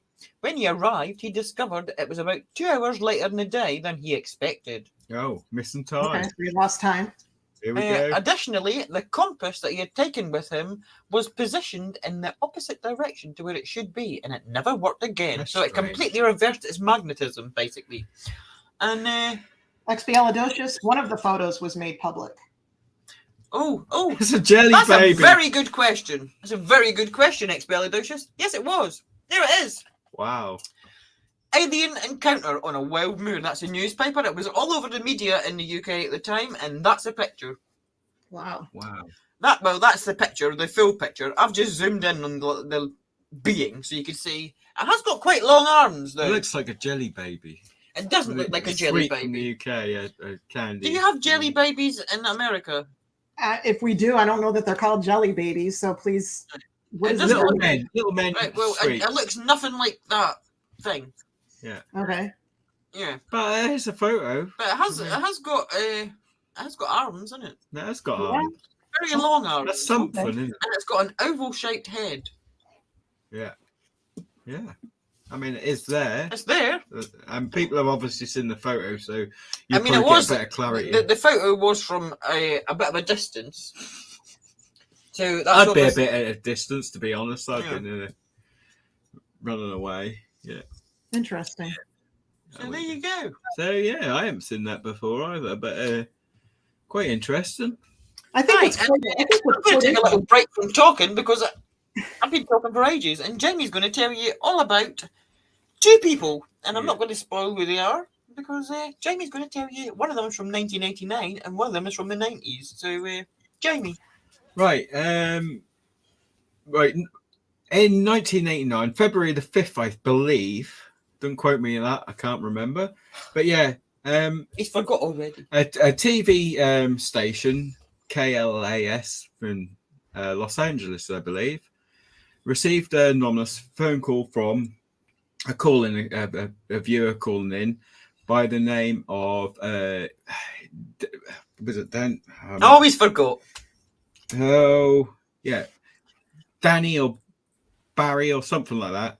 Anyway, Danny or Barry. yeah, I've just totally forgot off the moment. Anyway, okay. this viewer phoned in and actually started to disclose some information. He said that he was working for the military in Area 51 in Groom Lake, the famous Area 51. This is before, that was sort of more publicly announced. He started describing the sort of things that he worked on, what he saw, the alien craft, how it worked, the propulsion system, and everything like that. Now, why I'm mentioning about this, because some people thought it was full of crap, because they said, oh, why is he, using a pseudonym, and why was his voice disguised and using a different name and things like that. Yeah. But he was sort of like the new sort of phase of whistleblowers that people weren't quite used to, because they thought, well, if he was telling the truth, he should tell us all who he was and everything about himself, so we can make it credible. Right. But then when he did that, they tried to discredit him. Well, what happened was he did eventually come forward as Bob Lazar. Bob Lazar. Now, he done some shows and went on some TV shows and radio shows describing everything what he saw about the propulsion system. He even described and told you how they worked. And the thing is with him, I mean, at the time, again, there was a Stanton Friedman, that's his name, and he didn't. Nuclear physicist. Nuclear physicist, Stanton He Friedman. was quite into, he did quite a lot of work with the Roswell incident. I love that guy. He done UFOs, but he didn't believe this guy. Now, the only reason why he didn't believe this guy is because he'd done a background check on him. And he said he didn't actually go to this university that he claimed to go to. He went to one up the road. And there was loads of information that didn't match up. Well, of course, as we know today, They can change your. they change the information. They erase people's. They can erase your whole history. that guy from that band in the 80s, they erased all his history, and we've heard of this so many times. But one of the interesting things, what he did mention, and actually, in the 1989, considering this is 1989, he said about part of the propulsion system they used, and he said that they were back engineering actual alien craft that they'd recovered from places like Roswell. Yeah, exactly. And he said they used as an element called element 115, which we've not got. Which was said, and again, this is what Stanton said. Stanton said, "Well, he's so full of rubbish. I work in this field, and I know there's no such thing as element 115." Okay. Now, in the future, in 2003 to be exact, there was an announcement made that there was a new synthesized element created called element 115. It was created by the Americans and the Russians. It's funny that the Russians and the Americans work together, even though they can't get on. Here's the article. Meet 115, because there was only 114 at the time. So the newest element on the periodic table.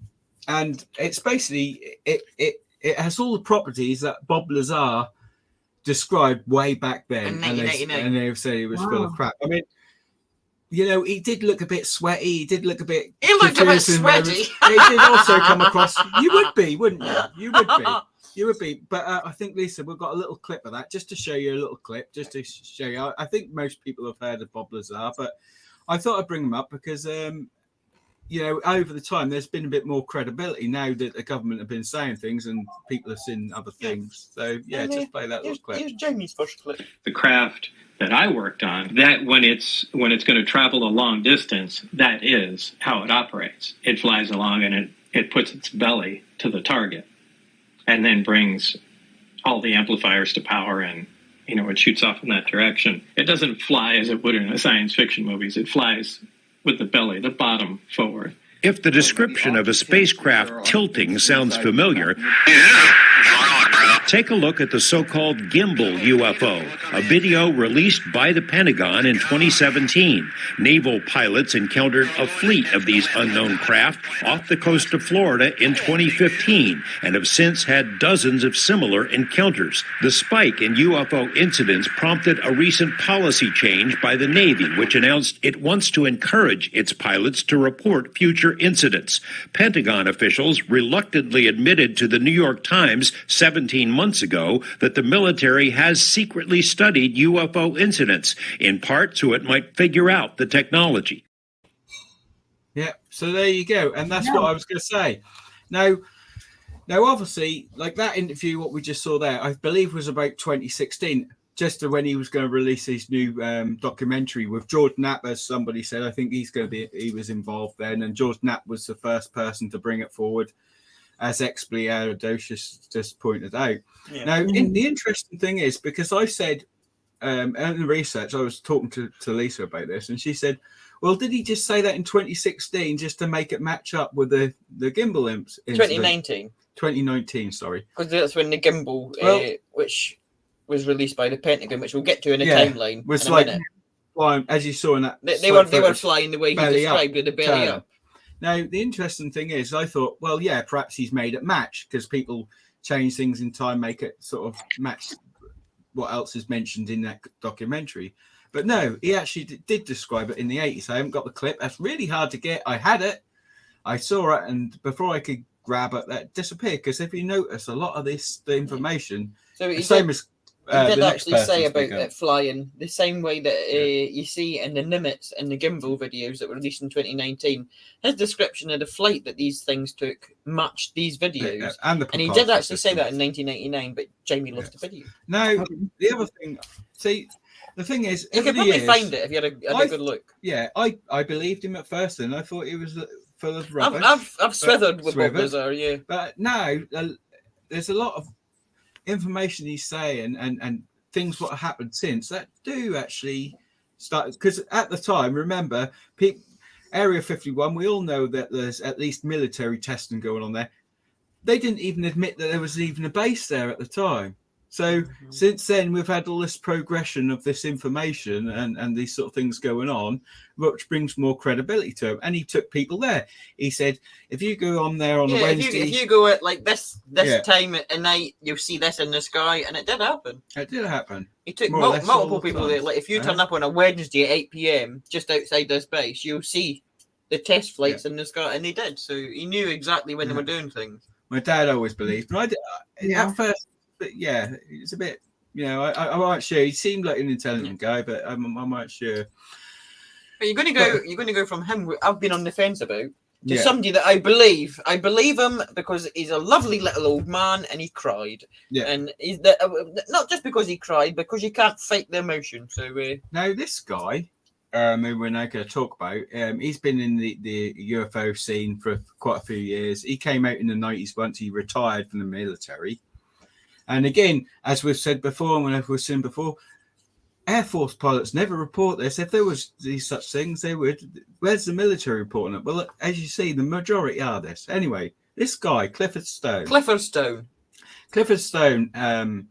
Now, his sort of sightings and his interactions with UFOs and aliens, or alleged in the military, spanned from the 60s up until the 90s, just before he retired. And he had to keep this a secret from his family, as many of them did. Yeah. However, the one, I'll just quickly mention a story. He's got several stories, but one in particular, what always, reminds me of these sort of things going on today and things like that, is the one where he said he started off, he was a sergeant, I think, in the end, but he started off as a field reporter or something like that. Anyway, and he was called to scenes, like if military crashes happened or incidents, he would come there and make reports, take samples of things and things like that. He used to have a thing, what he called a deuce and a half, which I believe is like a military sort of Jeep thing with all this kit on. Anyhow, this particular time, he actually was called out to an incident, and he believed that was a military aircraft that had crashed, landed, and he thought it was just a run-of-the-mill thing. So he travelled out there. I think this was the first time that he'd been involved in something to do with UFOs, aliens, and that's why he got brought into this project. Actually went and did these things because he'd obviously stumbled. Yeah. So what happened was he got to the crash site. He's on his own. And he's got like little radios, a little lamp and things like that. Anyway, he's got a little meter to test the area, test site and things like that to make sure there's no dangers. As he approached the test site, he saw the object, and he described it. He'll describe it in a little video. What I got for you in a minute. Yeah, I think he immediately knew that it wasn't. Yeah, kidney shaped. And he saw occupants that were dead, hanging out of the craft. Oh my gosh. And then that's the moment when he realized that aliens do exist and they're here. And he said they're not humans. He said, I thought I was going to see an aircraft crash, and here we are, these aliens. I didn't know what to do. And of course, he radioed for help, and they refused to come out. And they said, you just do the test. And he tested it with his gadgets and found it that was radioactive around the area and things like that. And he said, I need a captain to come out here, because remember, he weren't very experienced, and he was absolutely shocked and blown away. But instead of them sort of getting rid of him, because they'd done an evaluation afterwards and things like that, and said that he was in sound mind, and in fact they then used him to go to other crash sites because he was experienced and things like that. And very interesting. One of the ones that sticks in my mind from the many stories that he told was one that he told about, I don't know if it was the same incident. There was a UFO crash site, and some of the occupants of the UFO died. One of them didn't. At least one of them didn't. And it was taken to an American base, and it was injured. And it telepathically, according to Cliverstone, communicated with him, and he felt all of its pain and all of its hurt over the fact that its fellow occupants had died.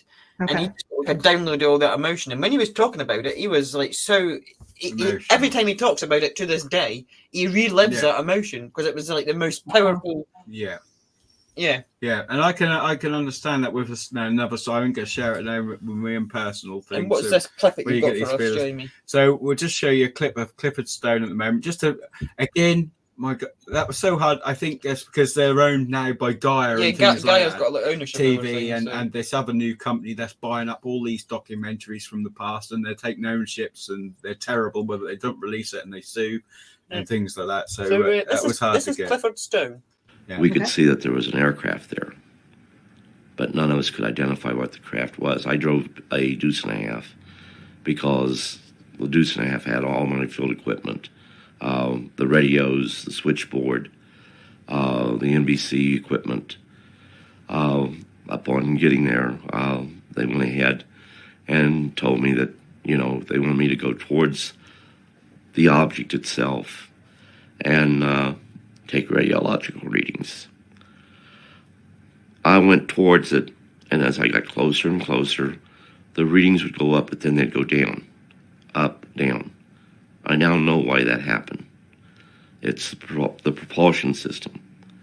The propulsion system they use will initially give off a lot of background radiation, but it dissipates in a matter of minutes.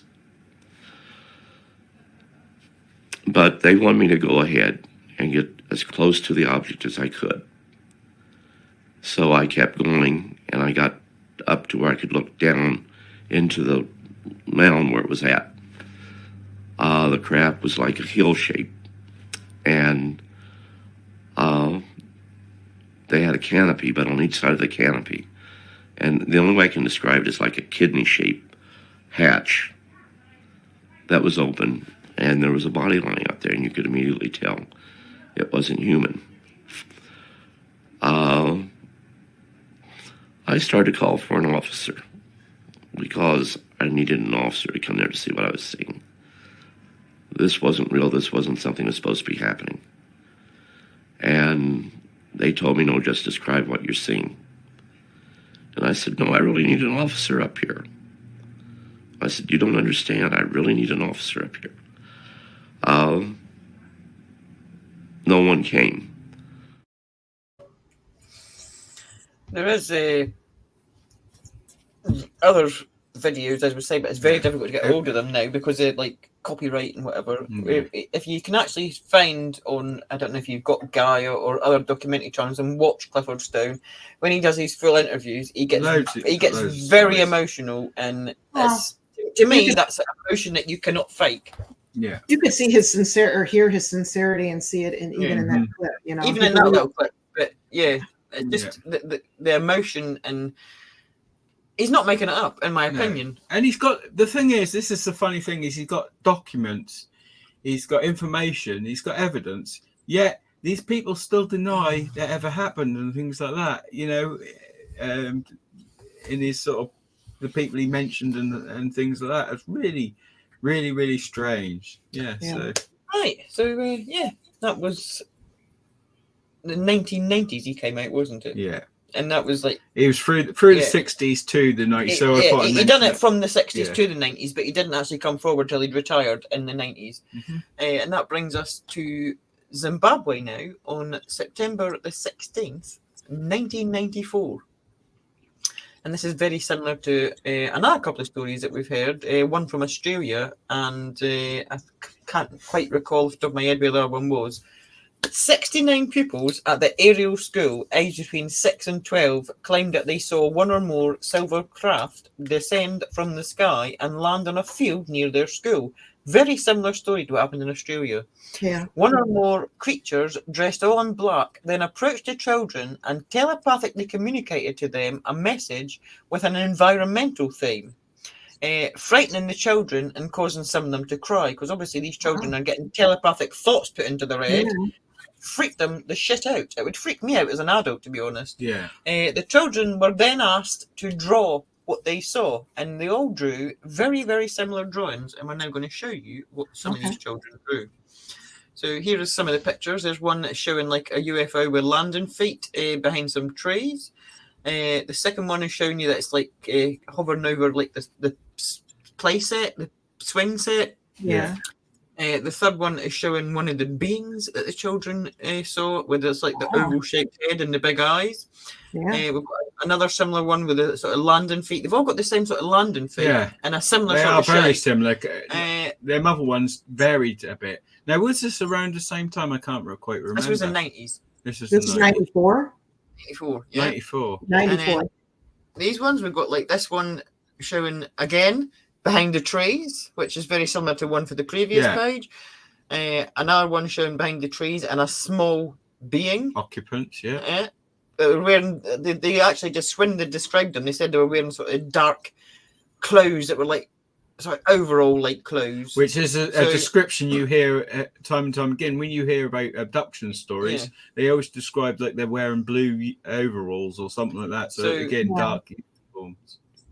So these children are just obviously like drew the whole thing as like a dark figure, but I think that's like depicted wearing dark clothes. Again, behind the trees, but they can see the craft quite clearly, even though it's behind the trees. And another one with the trees, with the UFO, and they're all very similar. Very similar, yeah. Each of these children drew these independently. That's incredible.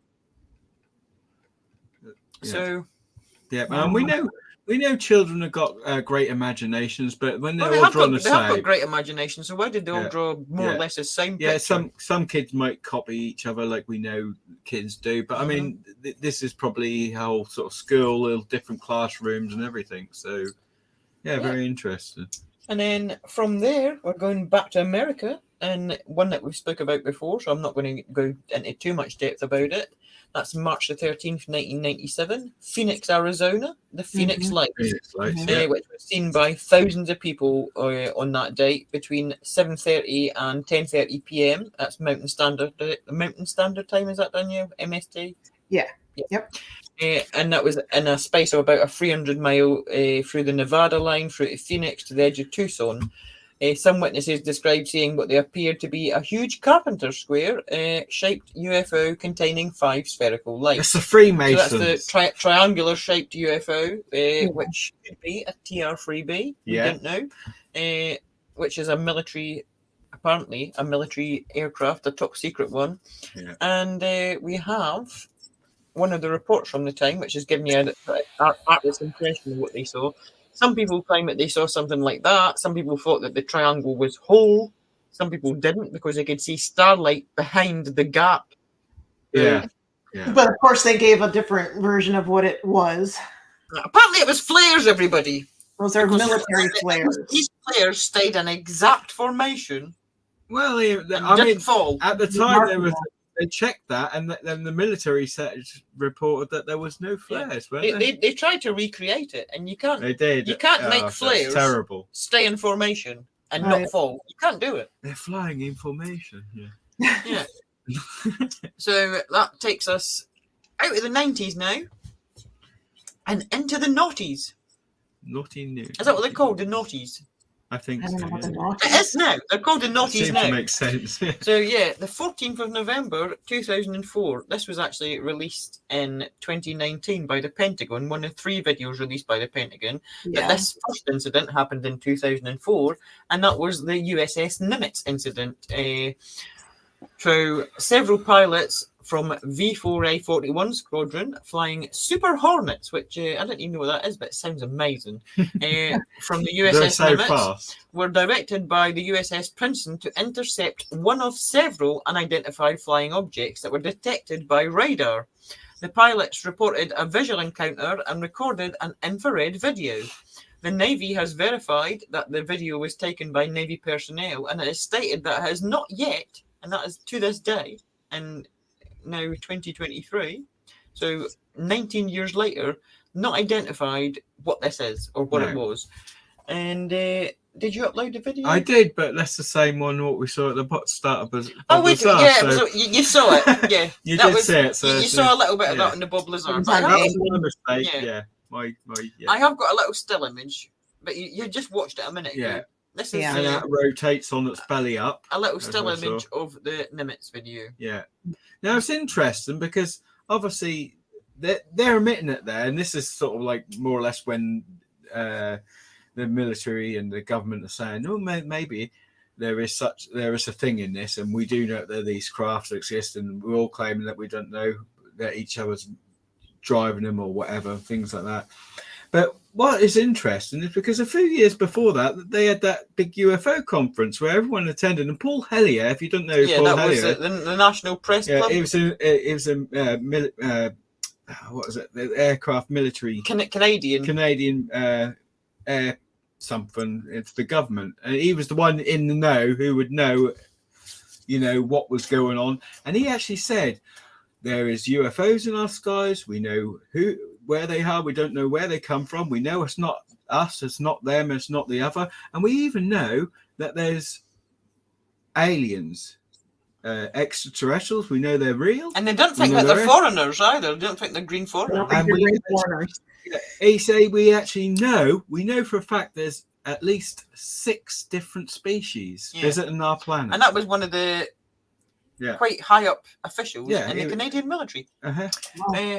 If you've not watched that, it is from the early 2000s in it, and I'm not sure the exact date. It was a national press club, and it was called the Disclosure Project, and it was arranged by Dr. Stephen Greer. Yeah. And the actual footage of the testimony went over days, and the videos that you can watch online are hours long, and it's people like pilots from all over the world, military personnel, actual quite well-respected individuals, politicians, giving their sworn statements in front of the media. The Disclosure Project, it was a national press club thing. If you want to actually see that it's not just crazy people, I mean, we went through some. There's a lot more in there. It's well worth the watching. It's very interesting, and these are all very reliable witnesses. Yeah. Definitely have to check that out. I've not heard of that. You need a few hours to spare. It might take you a couple of days to watch it all. You might not want to just sit because it went over. I think there was 2 or 3 days. They just all day just an interview. Person went up on the podium after interview after interview, and people came from all over the world. They were pushing for. Yeah, he was the defense minister. Yeah. I've just I'm just got forgotten myself as I do. Right, and we're nearly there. We're on 2006. I don't believe you. It only took us 4 episodes, but we're nearly there. You can see why we had to do another one, don't you? Look, right. So. November the 7th, 2006, in Chicago. Approximately 16:15, that is 4:15 p.m. if you didn't know military time, federal authorities at Chicago O'Hare International Airport received a report that a group of 12 airport employees were witnessing a metallic, saucer-shaped craft hovering over Gate C-17. The object was first spotted by a ramp employee who was pushing back United Airlines Flight 446, which was departing Chicago for Charlotte, North Carolina. The employee apprised Flight 446's crew of the object above their aircraft. The object was also witnessed by pilots, and pilots as well. Airline management and mechanics. No air traffic controllers saw the object, and it apparently didn't show up on radar. But we've heard that before, haven't we? Yes. Witnesses described the object as completely silent, 6 to 24 feet in diameter, which is quite a wide variation. So I suppose it depends on your qualifications. If you're a ground crew, you might not have an idea of what's in the sky size, to where a pilot might have a better idea. Yeah. And dark grey in colour. Several independent witnesses outside of the airport also saw the object. One described a disc-shaped craft hovering over the airport, stating that it was obviously not the clouds. According to this witness, the object shot through the clouds at high velocity, leaving a clear blue hole in the cloud layer. Yeah, I missed a word. The hole reportedly seemed to close itself shortly afterwards. Danielle's got a grin. What's happening, Danielle? Just you. Just go on. According to the Chicago Tribune's John Helkiewicz, the disc was visible for approximately 5 minutes and was seen by close to a dozen United Airlines employees, ranging from pilots to supervisors, who heard chatter on the radio and raced out to view it. As you would, because if I was working at an airport and they're like, there's a UFO over the gate, I'd be like, where? Yeah. Oh, you would, wouldn't you? You just couldn't resist. So. And quickly, 2007, onto the UK, and I'm going to mention it because it's got a stupid name. Yeah. It went on from 2007 onwards. I'm not actually sure if it stopped, to be honest. The biggest fight was up to 2011, so that 4-year period, but I'm sure it's still happening. And it's called the Dudley Dorito because it's triangular shaped and it's in Dudley. And that's a Mail Online article about that. It was spotted over the UK skies for the 3rd time in 3 years, but it's been quite regularly in that area, the Dudley Dorito, and I think that's an amazing name. Yeah. Do you have Doritos? Do you have Doritos, Daniel? We do have Doritos. I know you've got Fritos. Yeah. Yeah, we have But, Doritos as well. again, this is when all the triangular shape basically is being seen. Yeah. I think there is different types because some are silent, some. I do think one of the triangles is a military thing. Yeah. Oh, I wouldn't doubt that at all. And PR3B. There's lots of stories behind some of them as well. XBL Adocious brought up a couple of people who do the remote viewing. Yeah. Have viewed them as well, so that's quite interesting. Yeah. Aliens on the moon. Yeah, Very. The moon is a whole other episode. But I think remote viewing is definitely something we've got to cover because Right, and then very to interesting. tie in to the Nimitz thing that was released in 2019, that happened in 2004. When the Pentagon released that video, they also released another 2 videos, which happened in 2014 and 2015. But we've put that one in between because we're doing a chronology. And that comes in. Order, OCD, order. Right, even though I put the 2 ones in the wrong order earlier, but. So that was the USS Theodore Roosevelt carrier, and they were carrying out operations on the east coast of the United States when they recorded the gimbal. It's called the gimbal video, and the go fast video, which showed tic-tac shaped objects that flying through the sea, and actually went into the sea, which goes in quite good correlation. Chronologically? Correlation. Goes in Oh, relation with the Shag Harbor incident in which the UFO went into the water. That's what I was going to say. A lot of these, because any Tic Tac, what's been, other people have seen that. It's just that the military have said going in and out of the water all the time, everywhere, around the world. I've got a question. Hence the USOs. Why am I doing like a big majority of the speaking when I can't speak? I don't know because worse. Because Jamie didn't want to read, and Danielle's doing the beginning and the end, and Jamie didn't want to read. So. Yeah. And here's just some stills from that, showing the objects from the 3 different videos. Although the last one isn't very clear because it's over the water. Yeah. Okay. But you can go and view the gimbal, GIMBAL, or the Nimitz, NIMITZ videos anywhere. And there is a lot You've more probably of them seen them. Tic Tac videos and sightings as well, apart from what we're showing here as well. So Right. Yeah. And that brings us to the present day. To the present day. Oh, look, since there's nothing happening now, it's just because we're all locked in our homes. Yeah. We've not been locked in our houses for like the last 500 years. We've not been outside. Nobody's seen nothing. Well, you know what they say, nothing to see here. Yeah. Well, Danielle Alvis of Michigan might beg to differ. I do beg to differ, and I think that those watching the show would feel the same way. So we're not going to spend a lot of time on this because this is recent stuff since January through now, which is nearly the end of March. But there's been a lot going on. 3 months has been a hotbed of UFO activity. We could call it a flap. Yeah. It's a flap. Everybody. So starting in January, January 3rd, to be exact, Russia said that it had shot down a UFO over the southern region of Rostov. Officials stated it appeared to be a small object the shape of a ball, and it had been discovered in the wind. I don't know why it was termed that way, in the sky, in the wind. That's a weird way to put it, isn't it? Is that so to suggest a weather balloon? Yeah. And then we had February 1st, Chinese surveillance balloon, aka our big spy balloon, that was spotted off the coast of South Carolina, which was they saw it originally on the 1st of February, but it was shot down on the 4th of February. And think we had a couple images of that one. I've got the images, but I don't know if they're in order. So, well, you know what? They were all very similar, weren't they? They all kept saying that it was. I've got a map of Lake Huron. What's that got to do with? Well, this is one that was spotted in Lake Huron as well, and off of Michigan, the east coast of Michigan, that they ended up shooting down as well. Another spy balloon. On February. Balloons going about the place in the last couple of months. Right. Yeah. So. Right, and then next up, we've got this fella. This is a general in the United States Air Force shot down a high altitude airborne object over Alaska.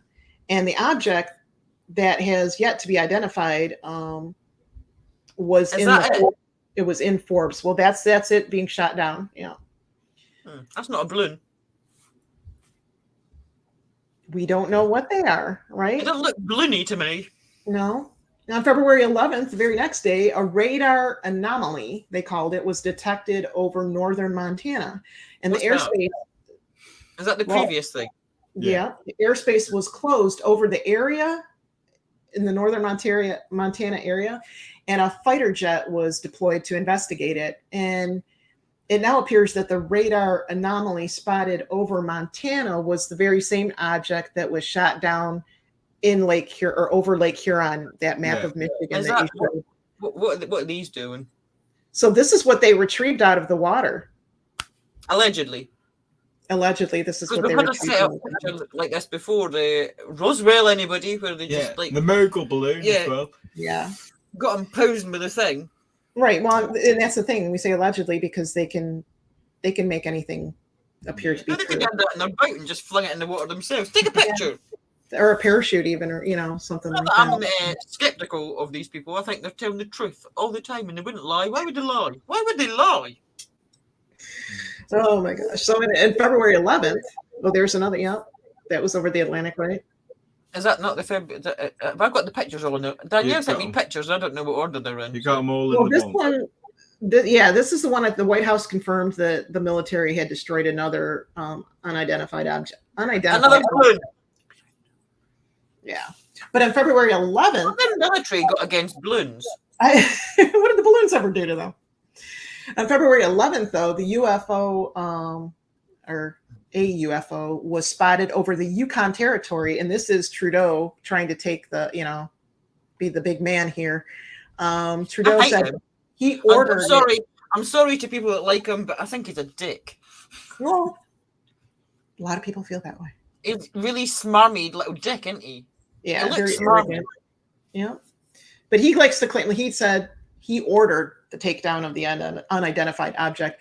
But so they got the USA and Canadian authorities working together. But it was ultimately a U.S. F-22 that successfully took it down.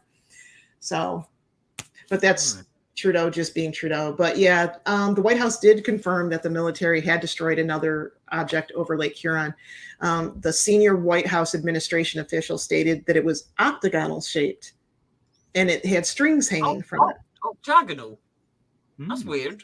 Yeah. Yeah. And it had an altitude of 40,000 feet and was said to be the size of a small car. Small car. Not a football field or bus. Yeah, I just like to point out for anybody that's offended by the fact that I think Justin Trudeau is a dick. That I am not biased whatsoever. I think all the politicians all over the world are dicks. I don't know of anybody that's a fan of his, Lisa. So I think you've made us say. There might be one. Yeah. Maybe. There's always one. So on February 12th, the local maritime authority spotted a UFO in the waters near the coastal city of Rizhao in eastern Shandong province over the, I believe, China. China. Is that where that is? Yes. So again, they spotted that over there. So as you see, up and through now, we've had these images appearing, and we know that I'm not great at geography here, so I might be completely wrong. But is China near Russia? Kind of. Yes. I'm not big on geography either, but yes. Well, Russia's huge. Yeah, I know, but like That where that, Russia's near everything. I meant like where that circle is on the Chinese sighting. Is Yeah. that near Russia? That's the Rizhao in eastern Shandong province of China. But is that bit near Russia? Yeah, well, Russia's, yes. Because there was one in Russia at very similar timing. Yeah. Yep. Is it the same thing? So one begs to question, you know, it's like we've got all these alleged weather balloons and I've got another picture. That might be a balloon. I'll give that one. That could be a that balloon. one, yeah. That might be a balloon. Candy floss. But we know that they're building up to something here. We know that they're trying to. Oh yeah, there's something's look coming. over here. Don't look there. Nothing to see here. All of the cliches, and it's all being a setup for what the next plan, the next ploy, right? Well, it's time to close Project Blue Book and open Project Blue Beam. What I actually believe as well is it's kind of strange that all of a sudden, when we've always talked about spy satellites all through the years, now all of a sudden they're bringing the old balloons back out again. I mean, there's a reason. Yeah. Well, this Project Blue Beam is the next big thing that they want to bring forward, in which to say that, you know, that there's either going to be a mass alien abduction, or it's going to be faked. It's going to be faked, and there's going to be a religious aspect to it. This is supposed to bring in the one world government, the one world religion. They're going to use holograms and different things around the world, so that, like here in the US, where it's mostly Christian or what have you, they're going to have, you know, like Jesus appearing over us and speaking to us. You go, you know, where Buddha, and then you've got well, they could do that, because I remember very vividly when the Pope disappeared just like that on his balcony, because it was a hologram. Yeah, absolutely. And then they can do this. They're going to have each individual entity, religious figure, messiah of their region, speak in that language, and then tell the people that how they've been fooled all these years about religion. How would you know, though? I'm sorry? How would you know if it's like Blue Beam or if it really is? Well, because we know that this is what it's leading up to. So be warned.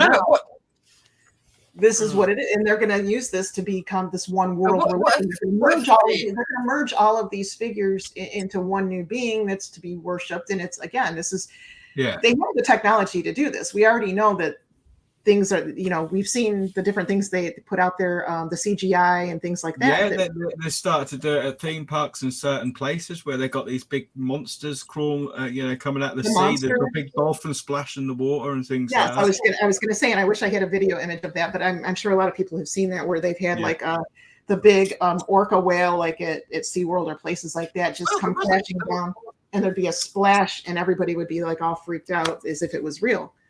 Well, there is a thing that they've used. They actually used it for one of the fake Queen's speeches. They got an actress to just sit there, and they used this special camera to superimpose and make it look like the Queen, and it really did. But I mean, it's more simplified. The fact that I think it was 2018 or 2019, there was a contestant on one of the X Factor programs. I need to find a video for you. I'll probably show it next week if I can find it. He had used the lockdown. No, it must have been after 2020, because I'm sure they used the lockdown to create this thing and like make it something that he'd always wanted to do, make it reality. They made this camera. These two blokes during lockdown created and designed this camera that when they put somebody in front of this camera, it could change them into anybody. And they went on like the X Factor and got this singer to stand there and sing a song. But on the big screen behind him, it looked like Simon Cowell was singing a song. That's two blokes. Two blokes doing that in their garage during the lockdown can come up with a technology that is that good. It was bloody good. It was well done. What have the government got? What have these people that have got millions of dollars to put into it got? There was also somebody, I think, on TikTok or something like that, where people are actually think they were watching a celebrity. I think it might have been who was it? I'm not sure who it was. Some celebrity, and they thought he was doing a daily diary. And they're watching him all week, an all month or however long it was going for, it wasn't him at all. And they all actually generally thought that was him. And I've seen one of them, and it do look, sound. You can't trust. You can't trust anything. Yeah, we all know what some of these tricks are going on. Bottom line here, this is what they're setting up, and just as Kelly and other, I mean, obviously we're awake to that. We know the setup. We know the plan. Yeah. People here are familiar with that, but there's going to be a lot of people that are faked out by this. And again, we go out there and we warn people of these things. We need to be putting on our tinfoil hats, right? Because we know what we're going to be called. Yeah. Not anymore, because the government said that's true, so it's okay. They admit it now, so you can the government said that there's UFOs, so we can say it now. Yeah.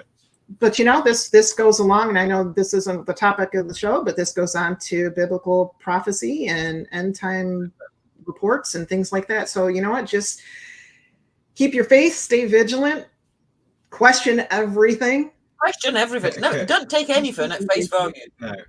And if it seems too bloody good to be true, it probably is. It probably is. So again, sorry, this had to take so many parts, and obviously we didn't even touch. There's so many stories that we couldn't go on. Jamie's got another quick personal story to tell you before we log off. Right, oh, okay. Yeah. There was a couple of I had a couple of videos. I don't know if we've got really time for it, but one of them in particular was actually footage that my uncle took.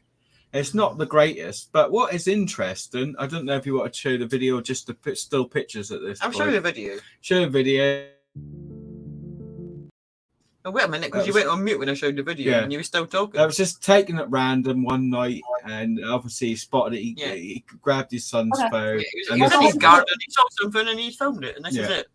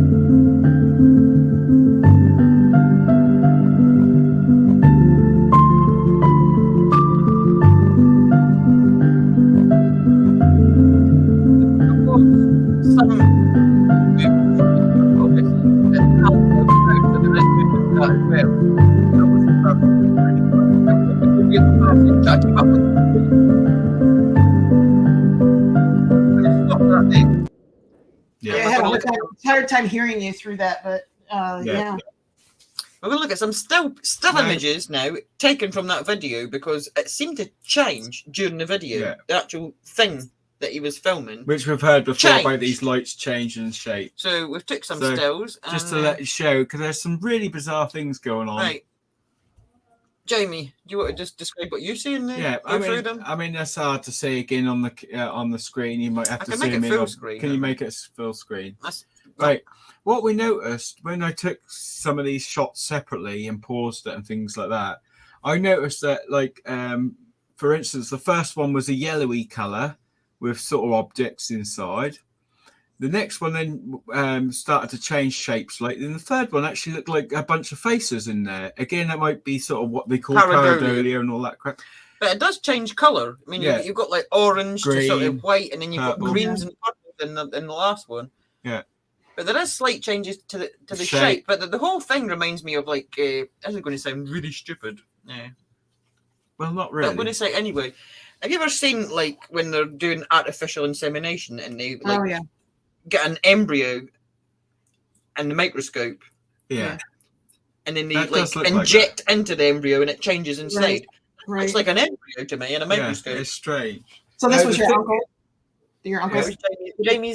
Jamie's dad's brother. Yeah. Okay. And the thing is, what was interesting, because obviously the video is quite interesting, especially when you zoom in. When you really look at these photos, they're quite interesting zoomed in. There, you see a lot of things. Again, that could be something you're thinking of. But actually, in the same sort of time period, there was actually a new news article in this sort of local area, a bit further away. Same reports of the same kind of sightings, the same UFOs, and these ones were dancing about with each other. And that was reported by a doctor, and that was sort of tested. The video footage was examined. I have actually got that. I don't know if you want to quickly show that. I might as well. That's only a minute. We've gone over the 2 hour mark. We might as well now. I mean, just really sorry, everybody. We're all waiting for the pictures. Yeah. And just so we don't have to do an episode 5, I'm going to show you. Yeah. And he's seen several more of these in the same area, and so have I. All right, shut up, Jamie. Don't play the video.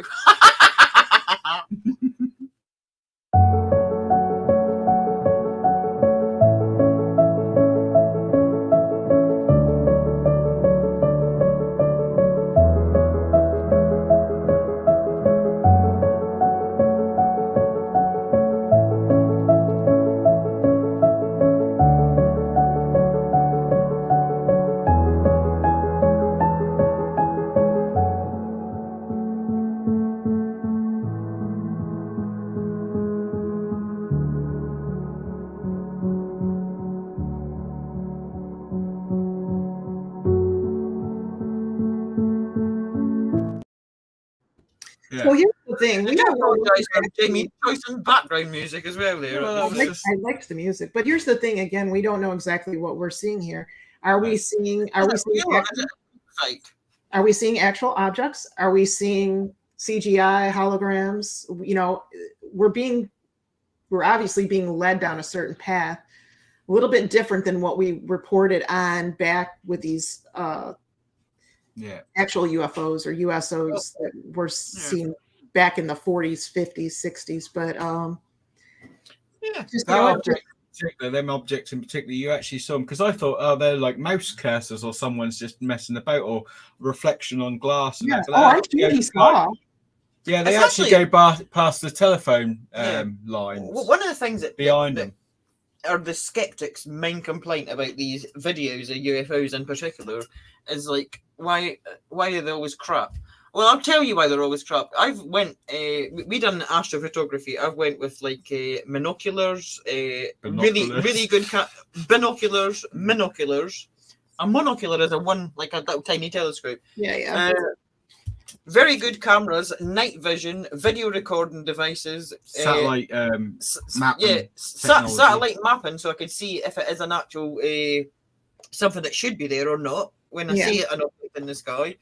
And trying to actually get a bloody picture of it is hard. Trying to get it on video is extremely difficult. Well, even with the best of cameras, sometimes you can see it with your naked eye, and you got your camera focused on it. Really good equipment, and it just doesn't. It's not coming up on the screen. We actually saw one when we were around my cousin's backyard. We saw up in the sky, and you could see it, and it lit up bright. Sort of lit up, and at one point that actually split into 3 pieces and went back together. Now, and none of the film done. Every time I got the camera set up, the night vision and things like that, and every time that just disappeared, and it went off, and it come back later, and I actually freaked my cousin out, because I was like, using the laser pointer just in front of her, and that was brighten up, and things like that. And she was like, "All right, Jamie, stop doing that, because I bloody live here." And I said, "Come and abduct me." You communicate with aliens from my house, but so there's a lot going on. And, and I would like to, before we log off, thank you very much for staying with us for this extraordinarily long episode. You had a short one last week, and so we'll give you the extra time this week. For it, I think. So, and believe me, this could have even, like I said, we could go on and on, but obviously I could go on forever about UFOs, but I'm not going to. For the galaxy and beyond, that's enough. We will probably touch different things and different shows and go in more depth into other things. But we will be back next week with a true crime, I believe. Indeed. I think it's time for a true crime, because I've got a couple that I'm pondering over. Okay, well, we need to have a little conflab and decide because some of the ones what we had ready, like like when Yeah, well, I really want to do Sarah Boone, but it's not ready because she's not been to court yet, and there's no point. We'll have to do it again. We'll have to get to that, but in the meantime, thank you, everybody. Like Lisa said, I have to reiterate that as well. Thank you so much for hanging in there, and we know that this was a longer episode and that we had to do it in so many parts. You're all amazing, and we love you all, and we will see you. When will we see them, Danielle? We will see you next Tuesday. Yes, we will. Yes, see you later, everybody. No, night, everybody. And I'm not ready. I'm not prepared. I'm not busy talking. I've not got the ready. video. Please like, share, subscribe, and check out the website, which I need to update, but I need to put more things on there. Check out the website. There is a members thing coming very shortly, very shortly. We'll let you know on that very soon. Yeah. Right. Bye-bye then, everybody. See ya. Bye-bye. Bye. Bye.